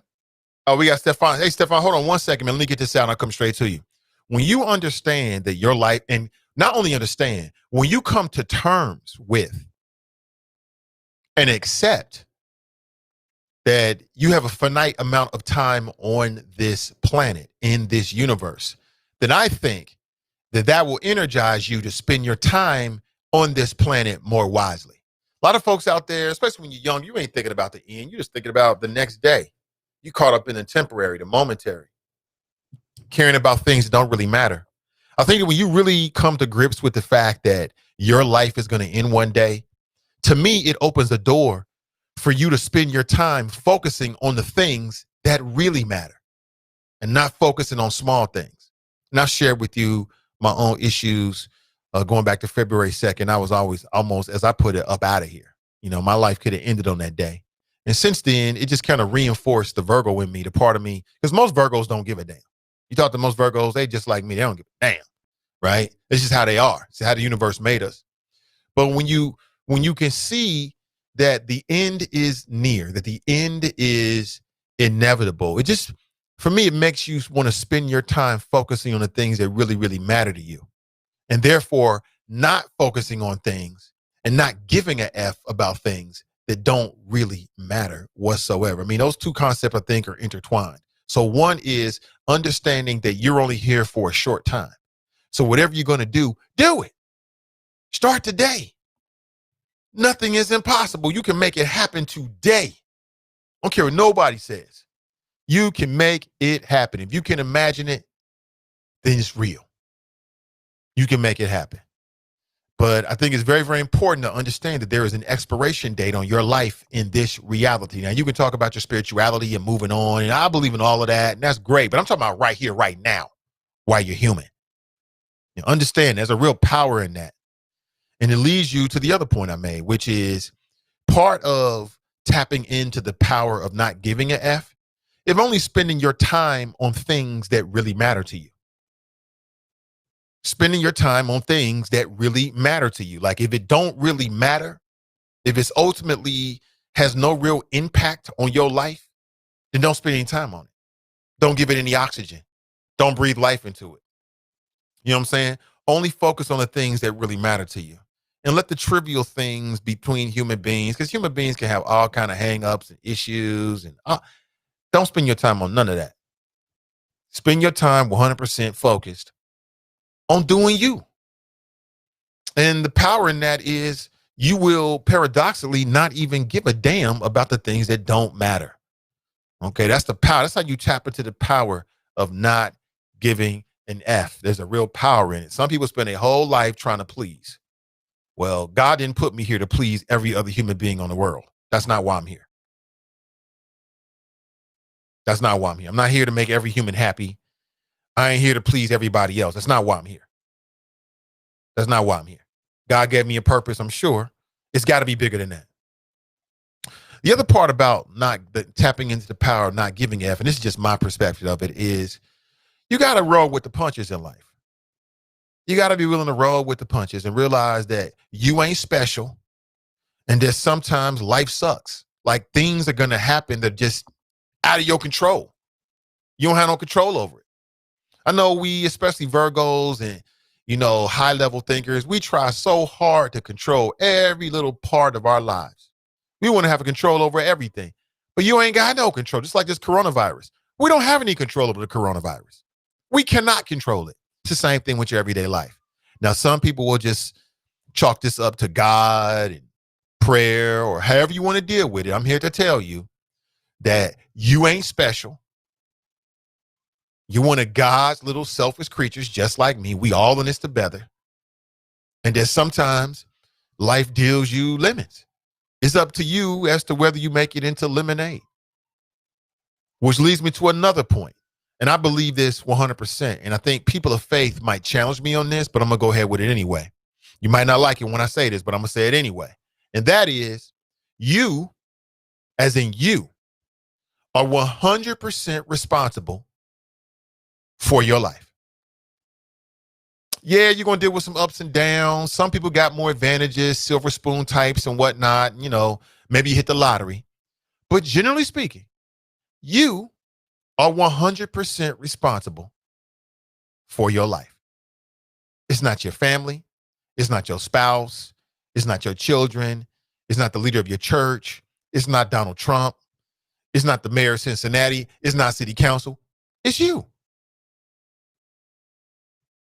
And you're typically speaking, generally speaking, because there's always exceptions where people are dealing with all kinds of things, even in some of the inexplicable and tragic circumstances. I mean, it's within our power to decide how we react to it. But I get it. There are things that happen to people. But generally speaking, your life is going to be a manifestation of what you've done. It is what it is. It is what it is. It ain't the lottery. It's not celestial Yahtzee. It's not cosmic, Powerball. It's you. It's the decisions you made probably when you were younger to set the foundation for where your life is now, period. There's a real power in that. There's a real power in that, knowing that you are the biggest determination of how your life is going to go. And I think that when you accept those things, all of those things on some levels, and there's more to it, I'll share with you, but I want to get these calls in as well. I think you can unlock the door to the world where you just don't give a F about what people have to say. And again, how do you deal with criticism? Well, here's how I deal with criticism, and this might help you or not. I think that whenever you're trying to do anything, you should be open to critiques. And even if it's uncomfortable, I think you should spend some time asking yourself 2 questions when you get criticized or critiqued by somebody. Number 1, who is this person? And do you value what this person has to say? That's the number 1 thing. Because if you don't value this person or what they have to say, then no matter what they have to say, you don't give a F. It don't really matter. People say, well, don't shoot the messenger. Well, sometimes the messenger matters. It depends on your relationship to the messenger. It depends on your history to the messenger. It depends on how you view the messenger. If I look at the messenger as being somebody whose opinion I don't value, they might tell me something is valuable. I might miss it. That's human. It's possible. It is what it is. And then secondly, is there any merit in what this person has to say? Now, you only get to that second question if you get past the first question, which is somebody gives you a critique or criticizes something that you're doing. You look at that person, you ask yourself, do I value what this person has to say? Because if I don't value what you have to say, you ain't even gonna get the second part, which is what this person had to say, what they share with me, valuable? Is there any merit in it? Now, you might have an O for O, O for 2, like, I don't value them and I don't value what they have to say. That's easy. I don't give a F. I don't give a F. But I think the more difficult thing is when somebody tells you something that may be uncomfortable and you have to tell yourself that there's some merit in it. Now, when you get to a point where you can accept that, there's nothing to be shy about that. You just accept it. That's all part of the growth process and you move on. Simple as that. It's real simple. Hard to do in some cases, but real simple. So anybody who's ever done anything, when you put it out there, you're going to get critiqued. Ask yourself the first question. Does the person who's giving me this critique, do I value what they have to say? If the answer is no, then you just turn the channel. It's real simple. Just like you do on YouTube or anything else. You simply turn the dial. If you ask yourself, do I value what this person has to say? Then you go to the second one. The answer is yes. You go to the second part, which is there any merit in what they have to say? If there's merit in it, you absorb it. You grow from it. It makes you more powerful. If there's no merit in it, you turn the channel and keep on moving. You don't even think another thing. You don't waste no thoughts on it whatsoever. Because remember, you only have a short amount of time in this world. Don't waste your time with these people that don't deserve it. Don't waste your time with people who don't deserve it. Or let people tell you how you feel and you make your decision as to whether you think there's any merit in it or not. That's free. Sometimes hard to do, but it's free. That's how you tap into a little bit of how you tap into the power, not giving a damn. Let me see here. Yeah, we still got Stefan on the line. Let's go straight to it. Hey, good morning, Stefan. Welcome to the show. Good morning, sir. Welcome. Can you hear me? I can hear you. Can you hear me? All right. Yes, sir. Yes, sir. Man, it's been a minute since I got on, but hey, you got on a couple of issues, okay? The power of not giving a blank. Well, I specialize in that. That's my area. That's my area there. I don't care what people think or say about me. That's the power that I can use. And that's how things happen in life when you don't care what other people think about you. Long as they don't touch me. You touch me, you got a problem. So that's the power that I don't give a blank. You know what I mean? Mm-hmm. But you always got to help people, though, that's voiceless, man. You always got to help people that's not, speaking up for themselves or don't know anything. So I spend my time about helping other people about information. Information is the key and it's powerful. And I got experience with this board of election. You was talking about that earlier, wasn't you? Yeah, I was. What's the experience? Well, my experience was I was up there advertising, encouraging people to vote.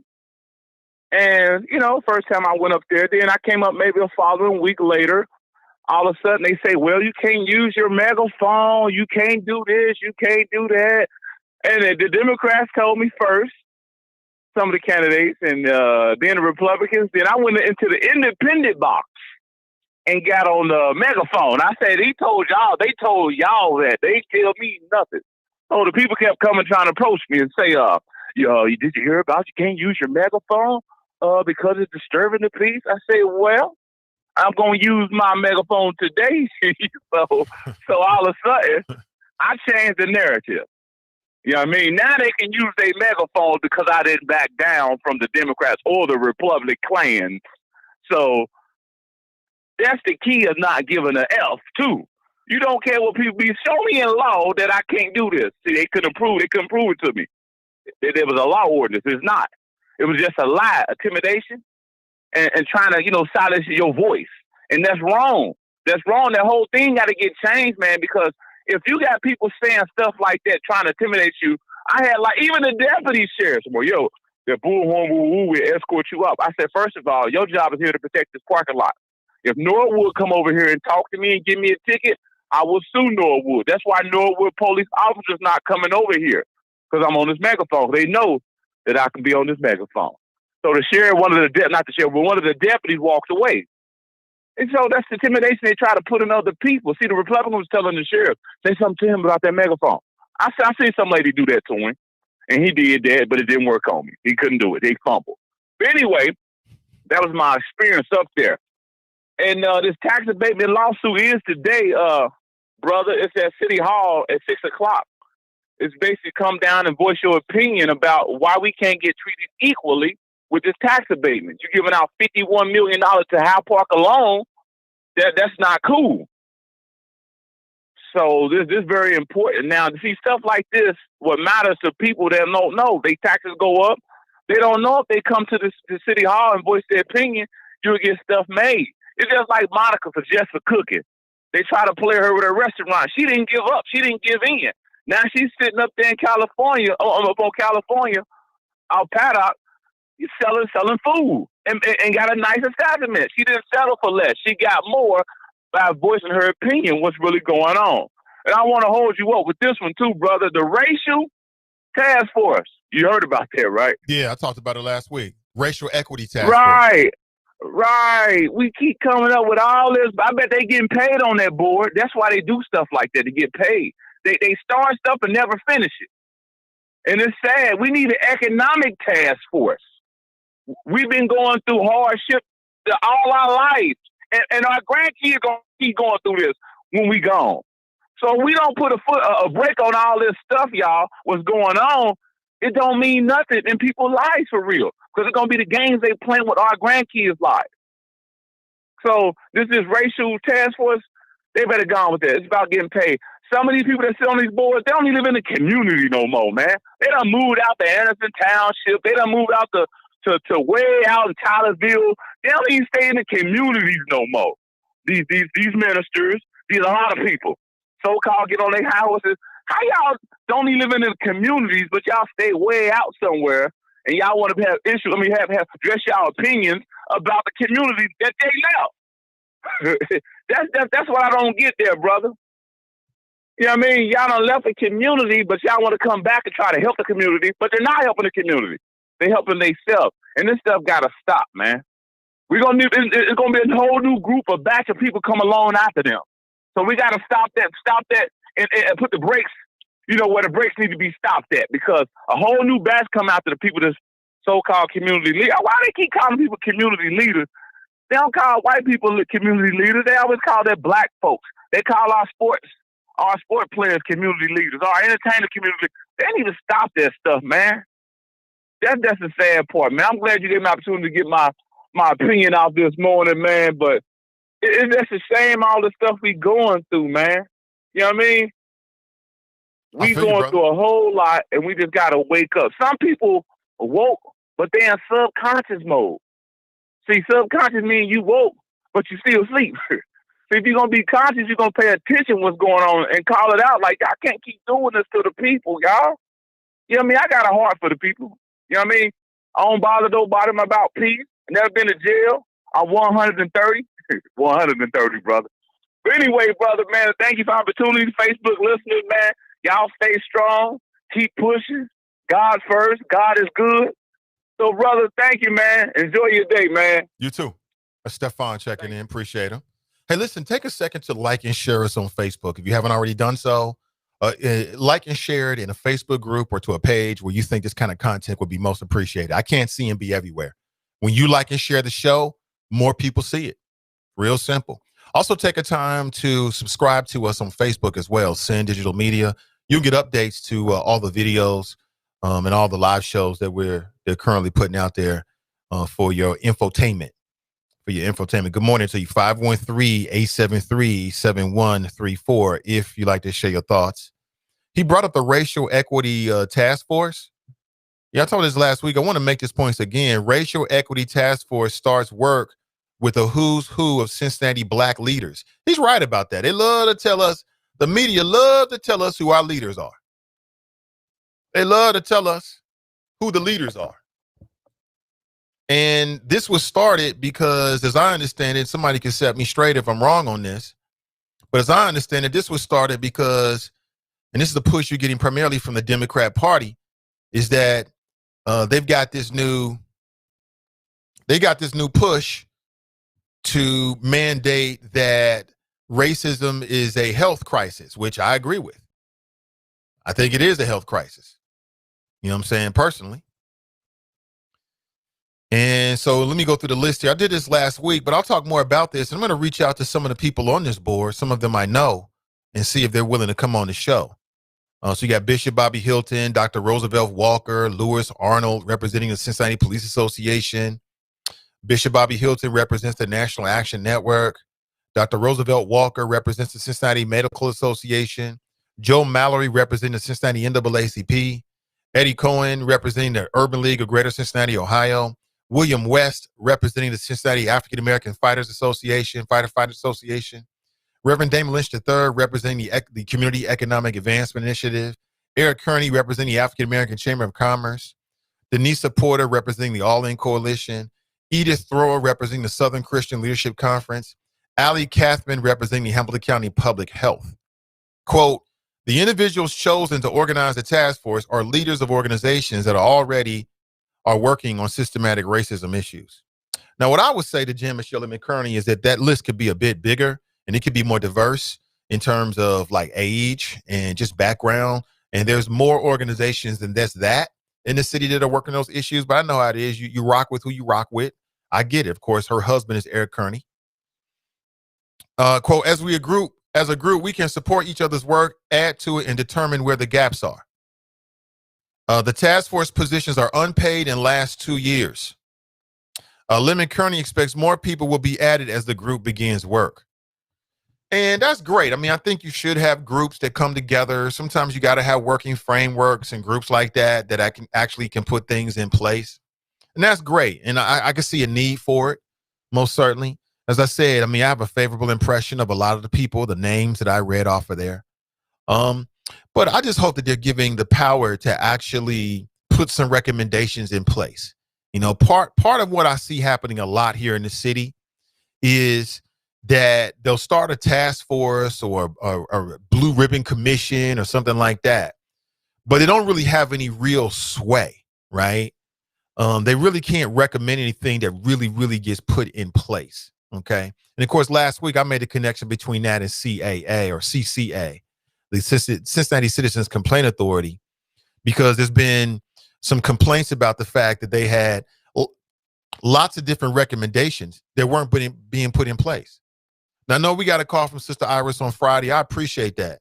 But I stand by what I said, and I think it's still true, that there's a question mark about what if the recommendations have been put in place over the years, and what are those recommendations? You know, I read the weekend, there were separate articles about it. One, there was a quote from the past city manager in which he was like, yeah, you know, we put some of these recommendations from CCA in place. When they ask him specifically what, he can't tell you. Well, if you can't tell us, what's the point? I mean, if we don't know and we don't see it, then how do we know it's actually been implemented?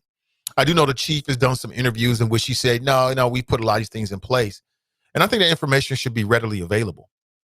It should be readily available. And I do know that in like Colorado, just as example, their Citizens Complaint Authority, the Cincinnati or the Colorado Police Department is mandated to implement those ideas. Why can't we do that here in Cincinnati? What is that process? Do we have to talk to the politicians to get them to do? Should that be a campaign issue coming up for next year? You know what I'm saying? I mean, what's the use of having these bodies, these ribbons, these blue ribbon committees, these groups, if at the end of the day, when they make a recommendation, that the recommendation is not going to be implemented? But the politicians can run around and say, hey, we got this, we got that. So it serves their interest politically and publicly. But in fact, what's really happening is just just bullet points. Like Cincinnati is really good at that. We are so good with coming up with bullet points. They look so great in print. They look awesome in print. We are good at that. And parks, we're really good at that. Equity, not so much. Not so much in this city, unfortunately. But again, please take a second to like and share this live stream. So we'll see with the Racial Equity Task Force. It sounds good. They got a lot of good people that care about the community in place. But at the end of the day, if they come up with a list of recommendations and they give them to city council don't have to put it in place. They don't have to actually do it. So, I mean, I get it. You know what I'm saying? They could have did this behind closed doors and just not tell anybody about it. The announcement of it makes it seem like, oh, we're going to get something done here. And I hope they do. They may. But as I sit here right now, I'm skeptical. To be honest with you. I'm a little skeptical. Because that's how the game gets played in Cincinnati. So, oh, okay, you got a problem? Okay, so let's go start something together. And we'll give you some busy work, right? Yeah, you're going to work on this. But you ain't got no real say-so at the end of the day. Let's go to the phones. Good morning. Welcome to the show. Good morning, Nathan. It's Tracy. How are you this morning? I'm doing excellent. Welcome. How you doing? I wanted to give you my observation. I was down at the Board of Elections. Dang, I can't even go past. Hold on. I was down at the Board of Elections on Saturday, and I was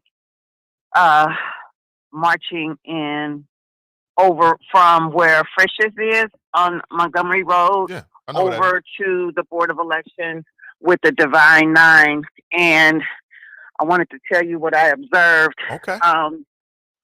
If you remember the movie Malcolm X with Denzel Washington, remember the scene where they were, the Nation of Islam was marching down the street and they got in front of the prison because they had someone in prison who they were trying to get out, and the police were looking kind of sideways because Malcolm X had them in formation. You know, he moved his hand and they turned to the left. He moved his hand and they faced forward. Well, we weren't in formation like that, but when we marched from Frisch's to the Board of Elections, pretty much you could have heard crickets. White folks was looking like they had never seen anything like that before. We got to where the end of the booths were, and there was one judge who I'm going to keep nameless. He was a white guy. He was standing there talking to me and another person. He was like, I've never seen anything like that before in my life. Oh my God, what was that? And I don't know if he just hadn't seen Black people organize or if it was just the colors that he was struck by. But, you know, even the Trumpsters that were standing there, they were just looking like, oh my God, here they come. You know, where their people were somewhere on 275 riding around in a circle for 2 hours, you know, Black folks was over at the Board of Election and some white folks. I'm not going to make it sound like it was just, you know, the Black Family Union or anything like that. But I don't know what their perception is of Black people, Black educated people, but they were just standing there in astonishment. And it was pretty funny to me. It was actually laughable because I'm just like, yeah, we can do this. So, you know, that was Saturday. You know, it was cold as hell, but people showed up. The line was wrapped around the building. You know, everybody was, you know, motivating each other to get out and vote, and everybody was having a good time. You know, we had a few Karens come over to where Alicia Reese was set up. You know, your music is too loud. You need to turn that off. And, you know, they just didn't want us to be there. But, you know, it was Norwood. So, you know, that was to be expected. But overall, it was a great event. And that rally to the polls and stroll to the polls was a success. So I had a good time. And everybody had masks on. So that was important. Y'all saw the images. I think you posted images as well. It looked like a good time. Shout out to the Divine Nine. Shout out. Yep. You know, some people think that the Divine Nine doesn't work together like we're, you know, some big colorful gangs. But, you know, at the end of the day, there's one common goal. And, you know, we showed that display of unity on Saturday. So that's what I'll say about that. All right. Thank you for the call. Appreciate it. All right. Have a good one. Yeah, we got an insight to the Divine Nine. I saw the images. I was not there. I saw the images. Look great. Shout out to the Divine Nine. Everybody who participated. That's what time it is. I love it. I love it. Renee writes, hashtag team 12 feet. Exactly. 12 feet. Tanika writes, good morning, Nate and Facebook peeps. Good morning to you. Deborah writes, good morning. Andrielle writes, yes, she did. He couldn't handle the truth. Right. To my Leslie Stahl. It was a great interview. It was a great interview. It's a great interview. I got to take a quick break, but I may play it coming out of the break. It was a great interview. Leslie Stahl did her job. She did her job. She did what she was supposed to do. And, I mean, I didn't think she was being unfair to him. She was asking him tough questions. I mean, you're the president. You should be tougher than that. And this grown-up man, baby, starts whining about the questions, and you don't ask Joe Biden this like a child. Like my son does that with his older sister.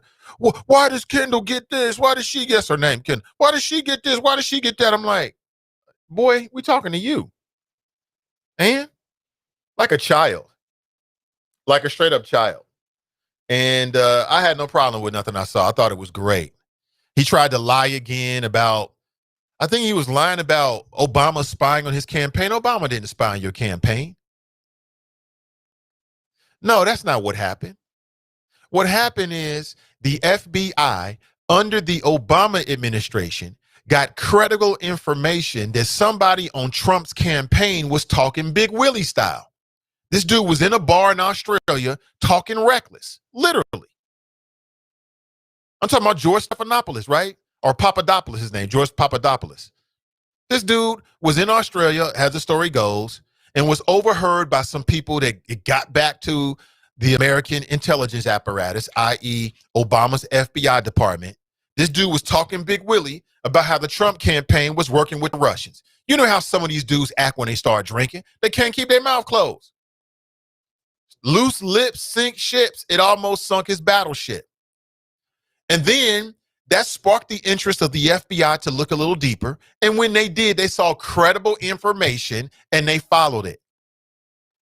He's talking about they spied on his campaign. If that was the case, that means that when your local police department is surveilling drug activity, they're really spying on private citizens. No, you might be doing something illegal. We surveilling you to see if there's anything here, and do we want to take it further? And Leslie Stahl, to her credit, would not allow the interview to go any further until she made that point. I give her props. I would have done the exact same thing. We don't need to talk about anything else, but I can't sit here and let you say this, because then you're going to mess up my credibility. Leslie Stahl would not be worth her weight in salt if she didn't do what she did. Simple as that. She did great stuff, man. I love it. Same thing. Y'all don't like it when I say this, but the same thing with Gayle King. Gayle King did her job, and she asked the questions that need to be asked as it relates to Kobe Bryant, who allegedly raped a woman in Colorado and then paid her off before it went to trial. That's what happened.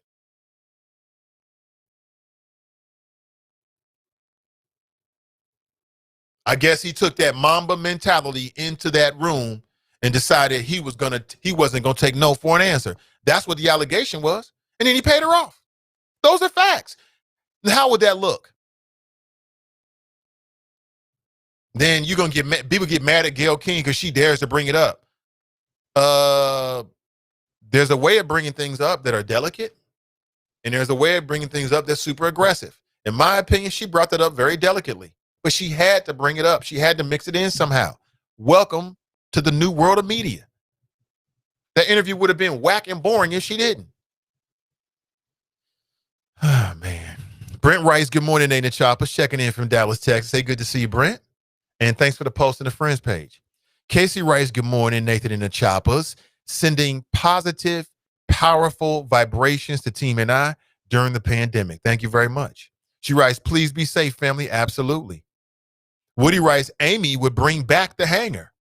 Amy Coney Barrett, the hanger, as in women doing their own abortions. I hope not. Again, a woman's right to choose is not the same as being pro-abortion.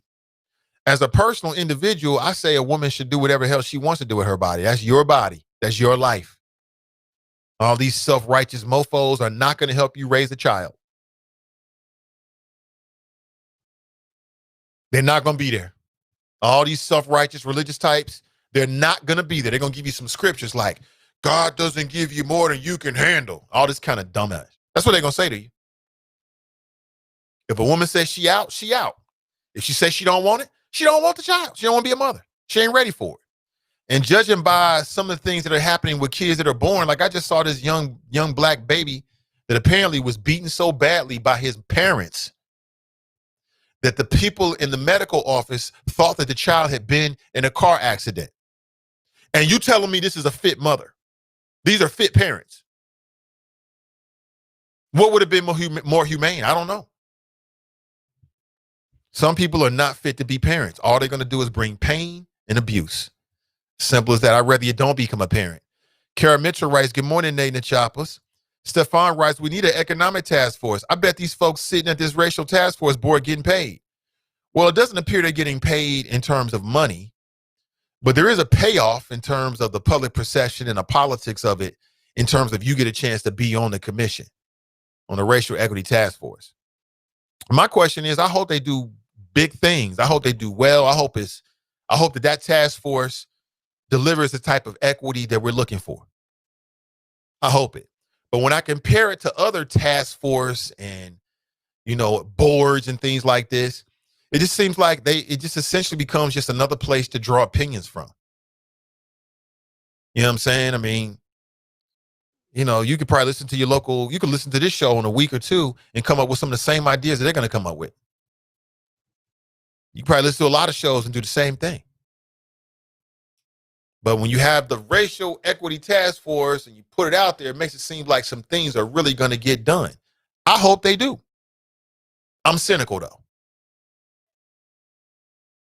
I'm cynical. You know what I'm saying? That's how I feel about it. 513-873-7134.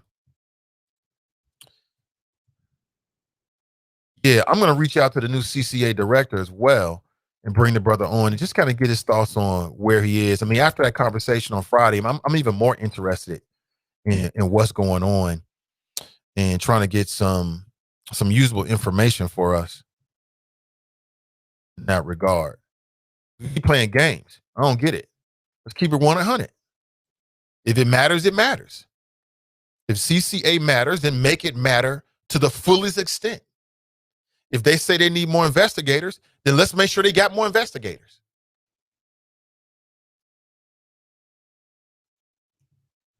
You know, simple as that. If they make recommendations that make sense, they implement the fucking recommendations, period. Anything less than that is unacceptable. These are the kind of issues that should be brought up in the upcoming city council election. Instead of, people voting on people who look good and who they like. Look good. Oh, he's telegenic. She's telegenic. I don't give a damn about that. Man, I read this article. Remember that Officer Brown who tased that young girl? From what I read over the weekend, he had a history of doing dumbish. He was a familiar. When he tased that young girl, tased an 11-year-old girl, this is a grown black man, tasers an 11-year-old girl that's stealing food, and then tries to lecture her, this is a grown man trying to lecture an 11-year-old about this is why there are no grocery stores in your community. He cost the city hundreds of thousands of dollars. They had to pay the family out. And this man is still in the force, as I understand it. Liability. Yeah, I mean, from what I read over the weekend, that wasn't the first time. Like, apparently, he kicked somebody out that Kroger store, or a Kroger store, and then pulled out his taser, or at least put his hand on his taser, like, look, walk back in here and see what happened. So that's what we're doing now? You intimidating people with the taser? That's what it's for? I thought the taser was supposed to be defensive measures. But you tasering 11-year-old girls. It's a damn shame. And from what I understand, previous to that, CCA had made some recommendations that were not implemented until after that situation happened with him. So that's the whole point. Why is it that somebody got to get hurt before things get done? Why we got to wait till an 11-year-old girl get tasered before the city and whoever get together and say, listen, let's make this happen. Let's put this in place. Got police officers out here putting tasers to the back of people's heads. Yeah, it's in the news. It's in the news. It's all over the place. And then when you ask the police chief and or the city manager about what's been implemented, they can't tell you what's been implemented. They can just say things have been implemented. That ain't good enough. That ain't good enough. Yeah, we implemented some of this. What'd you implement? Well, we haven't been tracking it. So how should we believe you that anything's been implemented if we see nothing, no facts to say it's been implemented other than just your word? Where they do that at? Police pull you over and you say, I got insurance, but I don't have my insurance card. They don't let you go and say, well, you know what? We believe you. We believe you because you said it. They don't do that. They don't do that. But we're supposed to do that with them, though. Just take them by their word, right? That don't make any damn sense. That makes no sense whatsoever. But that's what we're doing. That's what's going on right now. So again, I'm bringing this out because these are the kind of things that so what you're going to see after next week, and I would say this is going to be immediately after next week. I will be very surprised if next week, immediately, I'm talking about the day after, 2 days after the election, you're going to start seeing people locally come out and say that I'm running for city council. That'll be 1 month into the next city council races. And it happens just like that. It happens immediately after. It's like, whoo, that's done. And they get done. They get started. Right? Because a lot of them, these candidates have been spending their time let's say you want the Democrat nomination for city council. So what you do is you spend your time working on other candidate races right now. And then once that's done, boom, you did your bid for the party, and now you can go out there and start doing what you got to do for yourself. So I would be surprised if by the end of next week, we don't start hearing from more people saying, I'm officially running for city council. And when that happens, they're going to tell you their 3-point platform. Cool. None of that matters. What matters is your platform. What matters to you is what matters. What is your agenda? They should come with a 3-point plan. You know, hey, I'm jobs, I'm housing, and I'm economic, I'm for equity. Okay, they're going to come up with their 3-point plans, all of them. You know that. But scrub all of that. What matters is your agenda. You're the constituent. We the constituents. We're the citizens. We're the taxpayers.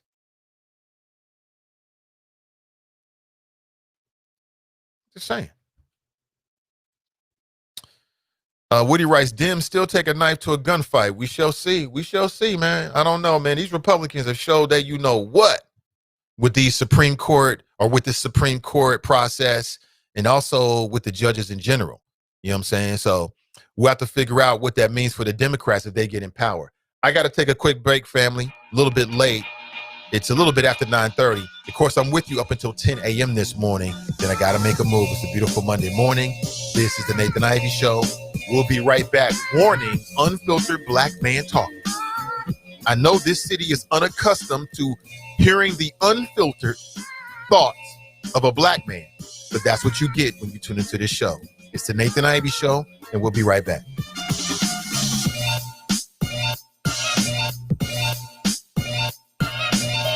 Cecil Thomas asking you to vote for Charmaine McGuffey for Sheriff of Hamilton County. As a former police officer, I know Charmaine is the only qualified candidate to be sheriff. She stands with our community and will lead with accountability. Her opponent used excessive force in the killing of an unarmed black man and led the highly controversial Vortex unit. He is the last person we need to lead our sheriff's office. Trust the judgment of someone who knows. Vote Charmaine McGuffey for sheriff, a vote for justice. This is Charmaine McGuffey asking for your vote by people for McGuffey for sheriff. This is Zoe Wesson. What side of history do you want to be on? The right side, or one where black people continue to be underrepresented in Hamilton County? Now's your chance to end 230 years of exclusion. In Charlie Winburn, we have a man that's received the Cincinnati NAACP President's Award, who fought on the Ohio Civil Rights Commission for 6 years, who received the Baptist Ministers Conference Community Service Award. Charlie Winburn has received the Southern Christian Leadership Conference Award and was honored by WDBZ The Buzz as Pastor of the Month. We know Charlie Winburn, and he knows us. He's the right man to put us on the right side of history. On Tuesday, November 3rd, vote for Charlie Winburn for Hamilton County Treasurer. I am Charlie Winburn, and I'm asking you for your vote on Tuesday, November the 3rd, paid for by friends of Charlie Winburn. Ivey Show. One man, one microphone, one mission. Now, let's get back to the flow. All right, good morning, everybody. Welcome back. Very quick break. Glad to be with you. 513-873-7134. Go vote, vote, vote. I'm not telling you who to vote for. When you hear those political promotions, that's exactly what they are. Promotions. That is not an endorsement. I'm not doing any personal endorsements, but you know exactly how I feel on all of the candidates. Good morning to you. 513-873-7134. Cincinnati's first daily digital talk show that focuses on the black community. And it's always my pleasure to be with you. If you'd like to share your thoughts, you got the number there. Just kicking off the morning with some stories to start your morning, as always. As always, you got me up until maybe a little bit after 10 a.m. Then I got to make a move. The wifey has a very busy day today. And I got to make sure that my son is tight for virtual learning. Yes, right. He's a kindergartner. And he still needs our help. Good morning to you. Good morning to you. So this morning I gave you a coronavirus update. If you're just tuning in, here's the update. Previously, the CDC, that's the Center for Disease Control, they put out a guideline when it came to short distance interactions. Previously, they were saying that close contact was defined as having less than 6 feet of contact with somebody and spending 15 consecutive minutes with that person. So just count it out, 15 minutes. And that's not a long time to chat with somebody you haven't seen for a long time. I mean, 15 minutes, man, you can have a whole conversation. But now what they're saying is that close contact is being defined as being within 6 feet of an infected person for a total of 15 minutes in a day. They're saying that just having close contact with an infected person for 1 minute can open you up to being infected. For 1 minute, family, think about that. For just 1 minute. So when you see people out here and they stopping and talking and pulling their masks down, That is a potential problem, even in public. Because you're outside, you can't get coronavirus. You can get coronavirus outside. You don't have to just be indoors.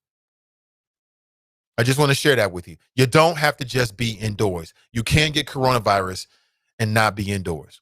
Also, we had a big fiasco with the Bengals. And, you know, I jumped off the Bengal bandwagon a long time ago. When I peeled my friends, you know, from outside the 513, they laughed like, oh, you off the bandwagon, huh? And that pretty much ends all conversations. I was just having a conversation with some folks that, I mean, I think he lives in like Maine, right? He's like, man, what's up with them Bengals? I was like, what's up with them Bengals? Bengals? You talking about the Bengals? I'm not on the Bengal bandwagon. If it comes on the television screen, I see a little bit of it, cool. That's it. Okay, I'm sorry. Until they turn things around, you can't get my time. I don't have my time for losers. I'm not wasting no time following no losing franchise. And before you say, well, that's a hometown team. Now, what you mean by hometown? Because the Bengals don't give me no money. Like this is quick math, but I had to quickly count up the amount of money that Bengals have put in my pocket. It would, carry the T, Dr. Zero. So why would I spend any time giving no emotion for something that don't pay me and y'all losers? And you got ugly ass uniforms. Why would I do that? Why are you doing it? I don't get it. We all different though. You know, love your sports, mindless disengagement and all. I get it. But if the NFL wants to get my attention, what they need to do is have a push for equity. I want to see a majority black-owned team by some real black folks, not some whack-ass Trumpsters. Some real black folks or the former, current, and future players of the NFL. Either or is good for me. And then I'll give me confidence that what happened to Colin Kaepernick won't happen again. The reason why Colin Kaepernick was blackballed was because all of the 31 or 32 NFL owners, most of them white males, they all got together and conspired against him, just like they did in baseball with Barry Bonds. Barry Bonds has never tested positive for any steroids, but he can't get a job. Not because of steroids, it's because of his critiques of racism from the ownership box. That's the reason why it happened. Same thing with Colin Kaepernick. His critiques initially it was about, you know, police brutality and the lack of response from the NFL oligarchy is the reason why they blackballed him and he's not playing right now. It has less to do with his skills because you got less skilled players out there all the time. We see less skilled players out there all the time. So that's just me. That's how I feel about it. You know, if I'm biased, so be it. It is what it is. I bet y'all was really in your edge. Oh, we got to win. It was 30 seconds left. They just ripped your heart out once again. But you'll be back. You'll be back. Like, you know, somebody, you know, with, what's it called? Munchausen by proxy syndrome, where you end up identifying and loving. You end up identifying and loving your,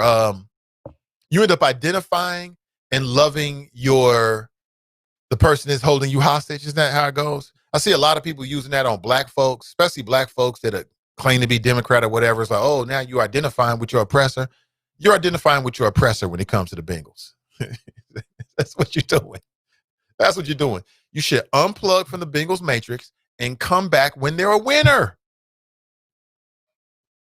But I get it. You want to go through the glory and go through everything with them and then emerge on the other side. I get it. I get it. All right, let me go to the phones here. We got folks that are waiting. Let's go straight to the phones. And say good morning and welcome to the show. Good morning, Nathan. How you doing? I'm doing great. Brother Lynch, how you doing? Good. Yeah, I'm great, man. I got a text message. Somebody said, call Nathan. I'm like, okay. I'm just calling. Okay. They said call Nathan about what exactly? They didn't say. So, because I wasn't, I apologize, I wasn't listening. So I don't know if it was about the task force or. That's right. You are on the task force. You know, I was talking about the racial task force. That's probably what it is. Are you are okay, well, just to clarify, are you on the racial equity task force? I think so, yes. I think so. I saw my name on the list. You Yeah. saw your name on the list. Now, did they ask you beforehand, or did they just say, this brother is going to be, we got to have him on here? They sent a request for me to be on it. And I guess I didn't respond quick enough to not be on it, so I'm on it. Okay. Well, that's interesting. So, yeah, I was talking Right. about it, man. I mean, I've been living in Cincinnati long enough to understand how this goes. And just first up, I mean, listen, any effort that's going to bring equity for us, and Damon, I think you know that about me to be true. I don't care who it is, I'm for it. If you're about moving the needle for us in this city moving forward, you got my support. And so I wish the best from this racial equity task force. But of course, I'm cynical, man, because I've seen these kind of things come and go.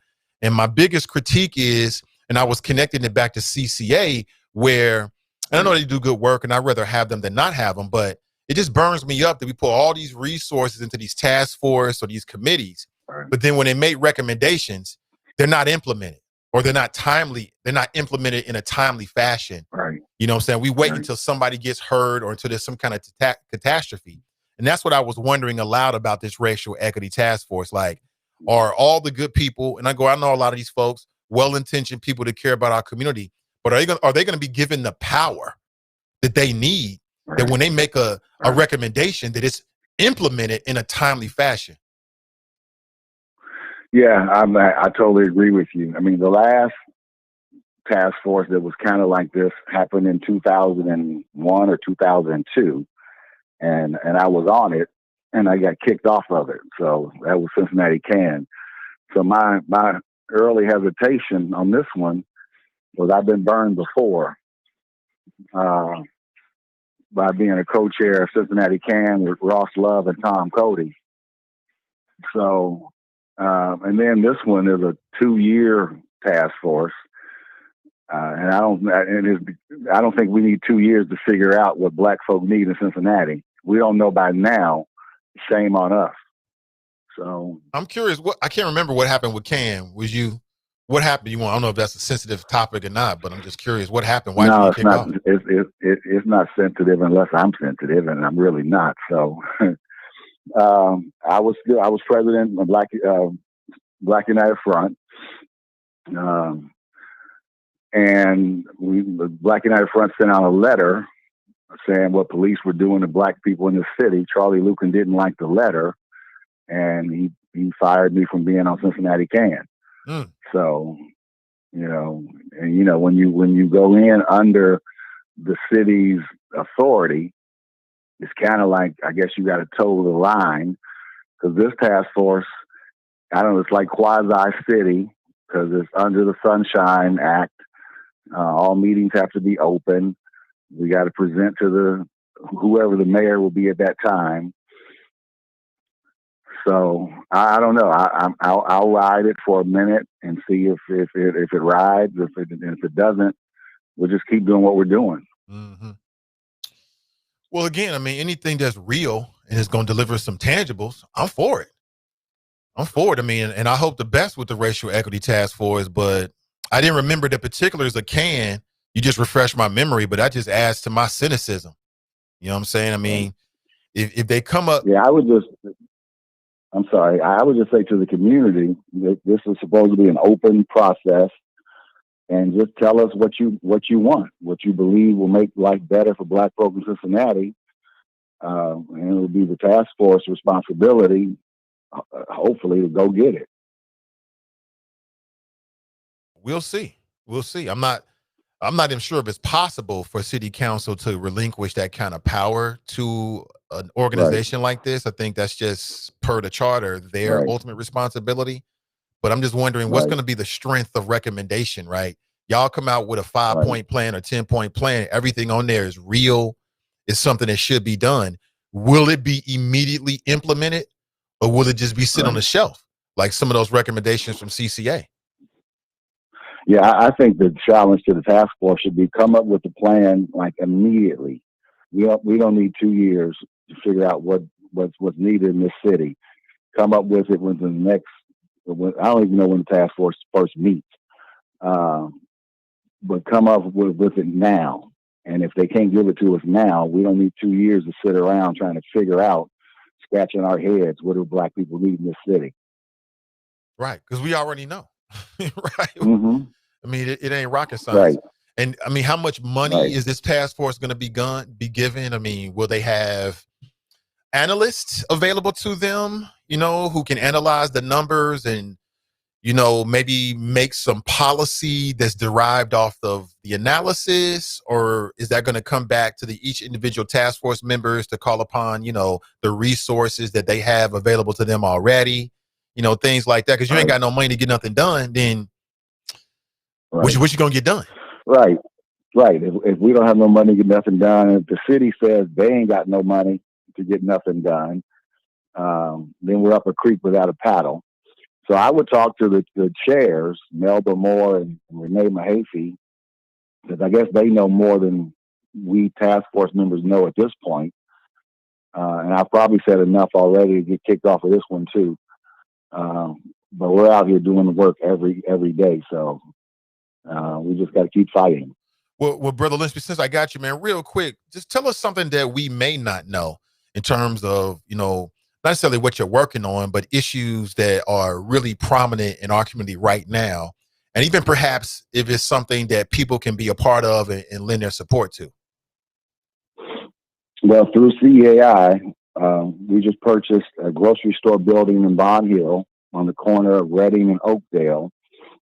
Our goal is to put something in that grocery store building that works for the Bond Hill community. We just purchased 4 acres of land in Roselawn.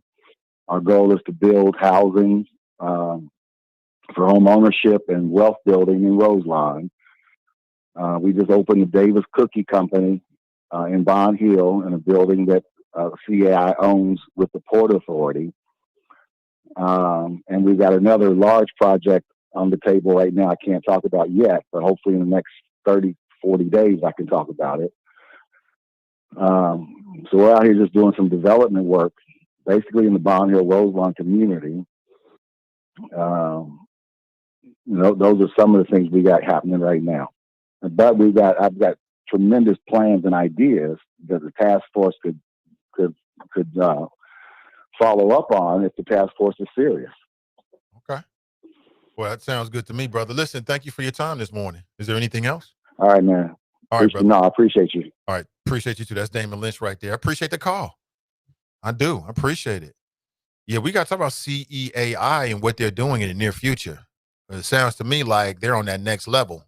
It's about them dollars. It's about wealth building. I love it. But it's very interesting. He didn't even know nothing about what's going on. That's not a good look. It's not starting out so good. It's not starting off so good. And then he talked about what happened with Can, which I hadn't even remembered that happened back in the day. And as soon as he started talking, it jogged the memory like, oh, yeah, I do remember that. So we'll see, man. I think we got to hold the politicians responsible.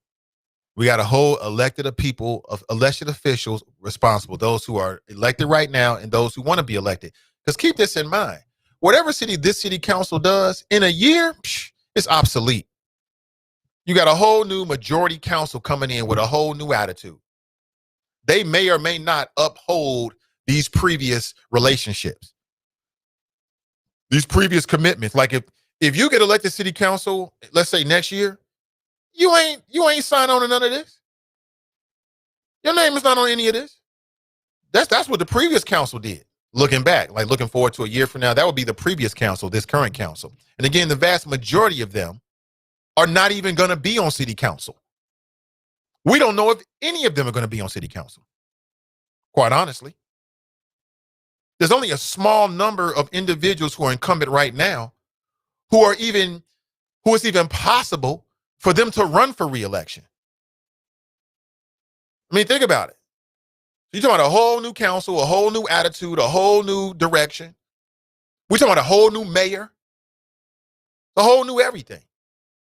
So we'll have to, and again, in the upcoming, I'm going to do what I do. We're going to do what we do here.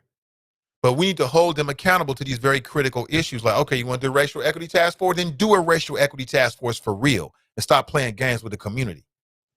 If you're going to put this blue ribbon of people together and they got all these different skills and whatnot, then put them together so they can actually do some good for our community, okay? These are unfiltered black man thoughts. Simple as that. And I know this city is unaccustomed to it, but it is what it is. It's what we're dealing with right now. Got to make a move, family. It's 10:03 a.m. Thank you for being here. I really appreciate you. We're going to end with the word from today's sponsors. All right. Again, get out and vote. These are not endorsements. They are promotions. Have an excellent rest of your day, family. And we'll talk real soon. I'm Nathan Ivey, and I'm out.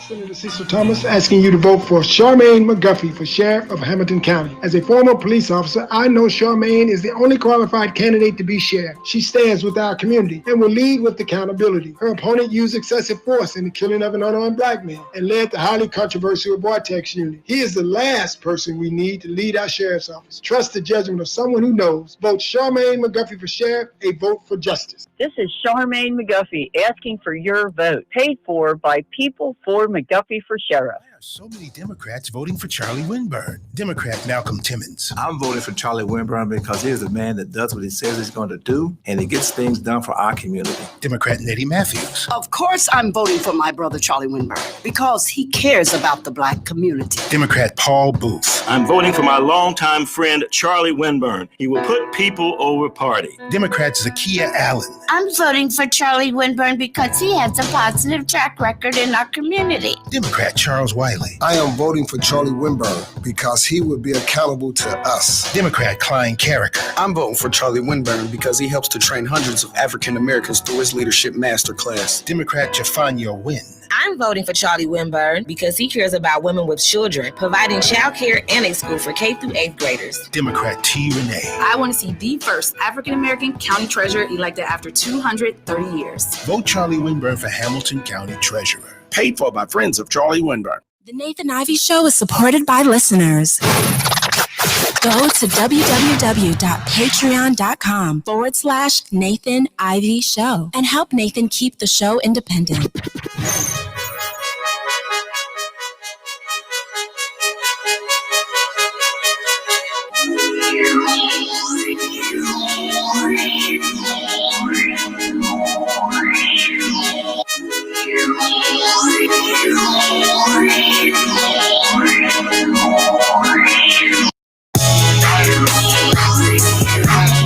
Thank you.